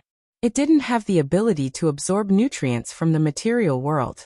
However, it was unable to dive deeper into the mental plane. According to the conventional division of the inner world of 3 zones, 1 region, and 1 domain, this thing could only move about in the topmost layer of the shallow zone. It was like a mosquito larva on the surface of the water. But if it continued to split and reproduce, then it would be hard to say. After all, it could injure Mo Luan, but it couldn't rely on its current abilities. Luo Nan could sense that the Wraith Sign, who had been resting idly in the depths of the mental plane after Mo Luan released the blood virus, aroused its instinctive attention. but perhaps it saw that this thing was too weak. It wasn't enough to fill the gaps between its teeth, so it lost interest. Perhaps it wanted to raise it? While Luo Nan was researching, the others weren't idle either. It's also a parasitic species? Ren Hong tried to make a judgment. So to speak, that wing-hand vampire bat is actually a victim host? Is this parasitic relationship a designated one? Or is it an arbitrary choice? Perhaps he just wanted to express his thoughts, but the meaning behind his words was like a cold wind that blew the atmosphere in the room cold. With the complexity of mutants and the pitiful depth of human research, it wasn't strange to suddenly discover a new species, especially the Darksider species that came and went without a trace. However, the situation of being parasitized still made people feel unhappy. In the research of mutants, parasitic and symbiotic relationships were actually quite common. During the craziest mutant era, large quantities of insects and microbes on Earth suffered from warped mutations. They evolved into similar abilities, bringing about an extremely terrifying chaos. There were often people who said that the ability users that appeared in the new era were products of a kind of parasitic and symbiotic relationship. They were mutations caused by special viruses entering the host cells. But it was very hard for people to accept this theory. As humans who possessed high levels of intelligence, they instinctively loathed this sort of image that threatened their self-awareness. 9 out of 10 Darksider species are parasitic. There's no need to say too much. Lady Halder ignored her own instincts with her powerful willpower. She focused her gaze on the swimming blood virus before her eyes. After observing it seriously for a period of time, she spoke softly. It uses the blood essence of the fleshly body to drive a viral fission on the mental plane. This sort of interference method seems berserk, but it's actually precise and mysterious. Is it that hard to get rid of? For me, it would take a few days. It shouldn't be hard if I'm careful, but if I increase the number of samples, then I'll need to observe it. How's the scene? I've already arranged for people to protect it, but due to its nature, I haven't begun to collect samples for now. Come with me again. Yes. No one else had the leeway to interrupt the conversation between the two core figures of the order. Only when the principles for handling the matter were decided did Lady Halder change the topic. With Mo Luan's condition, it won't be suitable for him to continue hurting for a period of time in the future. We need to adjust the candidates. Everyone discussed this. Everyone's expressions were solemn. What Lady Halder said was a very realistic matter. The founding ceremony of the Bloodflame Order was on December 21st. There were only 40 days left until today. The mold for the Bloodsoul Temple had just reached the 5th stage. The progress was smooth, but it could not be interrupted no matter what. In reality, as the human-faced arachnid incident receded and the hunting operation continued, it became more and more difficult to search for the human-faced arachnid's clone in Xia City. The slightest bit of slack could bring irreparable negative effects to the reconstruction of the sacrificial artifact. The reason why Lady Halder was interested in the parasite on the body of the wing-hand bloodbat was because she saw a possible alternative plan. But before she could confirm the feasibility of this plan, she still had to complete the most basic of tasks. Jiang Yuanjin coughed. Relying on his age, he opened his mouth and listed out the matters that didn't have much significance, but they still had to be considered. The herding law in our hands has already appointed 4 shepherds. Aside from Mo Luan, there are the Lord Ablatum and 2 Deputy Ablatums. There are 3 candidates, but considering that the Lord Ablatum needs to prepare for the sacrificial ceremony and coordinate with the Bloodflame every day, it is hard for him to split his time. So there are only 2 candidates, Inlo and Renhong. Which one do you choose? Lady Halder asked directly. Renhong. Jiang Yuanjin's response was very decisive. She even gave Inlu a glare. Inlu is running around outside every day. She's tied up with mundane matters. How could she have the time to herd? Inlu smiled bitterly and lowered her head. She didn't want to argue with this old man. According to Jiang Yuanjin's thoughts, as a deputy ablatum, she should devote her entire body and mind to teaching affairs. As for the business matters, there would naturally be professionals to handle them. For this reason, the old man gave Inlu quite a bit of face. Renhong? Lady Halder seemed to be muttering to herself, but she also seemed to be asking. Ren Hong was a bit unsure of her intentions, but he still lowered his head and said, I am willing to temporarily take over the matter of herding. I will listen to the Ablatum's arrangements. Lady Halder declined to comment. She continued to call out names. Meng Chong. Meng Chong responded bluntly, I'm not good at it. I have no objections. Inlo? Inlo was the person involved. She could only say, I will listen to the boss's instructions. She continued her habits from her days as a confidential secretary. She didn't refer to the Lord Ablatum as the boss. Lady Halder's gaze swept across everyone in the room. In the end, her gaze stopped on the face of the person who had been silent all this time. Wu Kuei? Wu Kuei was an ordinary man who could be drowned in the crowd at any time. His stature was short and stout, and he had no sense of existence at all. Luonan had observed him for a long time, but Luonan still didn't know what Wu Kuei did. Luonan didn't know what Wu Kuei relied on to rise to the core of the Blood Flame Order. Wu Kuei's words weren't unique either. Let the Ablatum make the decision. This wasn't the first time Luonan had seen this sort of situation. Right now, Lady Halder's words were practically the law of the Blood Flame Order. Aside from Jiang Yuanjin, who purely researched theory and didn't have any schemes, always relying on his seniority to say a few words, the others generally didn't have their own opinions. Emoluan suddenly butted in at this time. I feel that something isn't quite right. The matter of coordinating the will of the Blood Flame is something that not only you, but also Ren Hong. Right now he's the main force of preaching. The 40th anniversary ceremony of the establishment of the order is just around the corner. He has to participate in a series of warm-up ceremonies. This is unavoidable. Jiang Yuanjin retorted. In the end, he isn't the Ablatum. Squeezing out a bit of time should be fine. The problem is that the Blood Soul Temple has already established a connection with the outside world after entering the 5th phase. They are more sensitive to psychic wave interference. Which of the recent ceremonies hasn't had powerful psychic waves? They also need to mobilize the will of the Blood Flame. All of these things may affect the structure and growth of the Blood Soul Temple. Even if it's hard to judge whether it's positive or negative, do we really need to take this risk before the blood sacrifice? Jiang Yuanjin's expression changed slightly when she heard this. She immediately changed her words. We have to be on guard. Lady Halder nodded slightly. Then it's Inlo. A bunch of words were said, but in the end, it was Lady Halder who made the final decision. Emoluan would always provide the best reason for her to speak. These were the rules of discussion of the Blood Flame Order. Lady Halder's gaze turned to Inlo. December 21st is the ceremony of the establishment of the order. Nothing can go wrong. For the next few days, hand over the affairs in your hands that can be handed over. Don't think too much.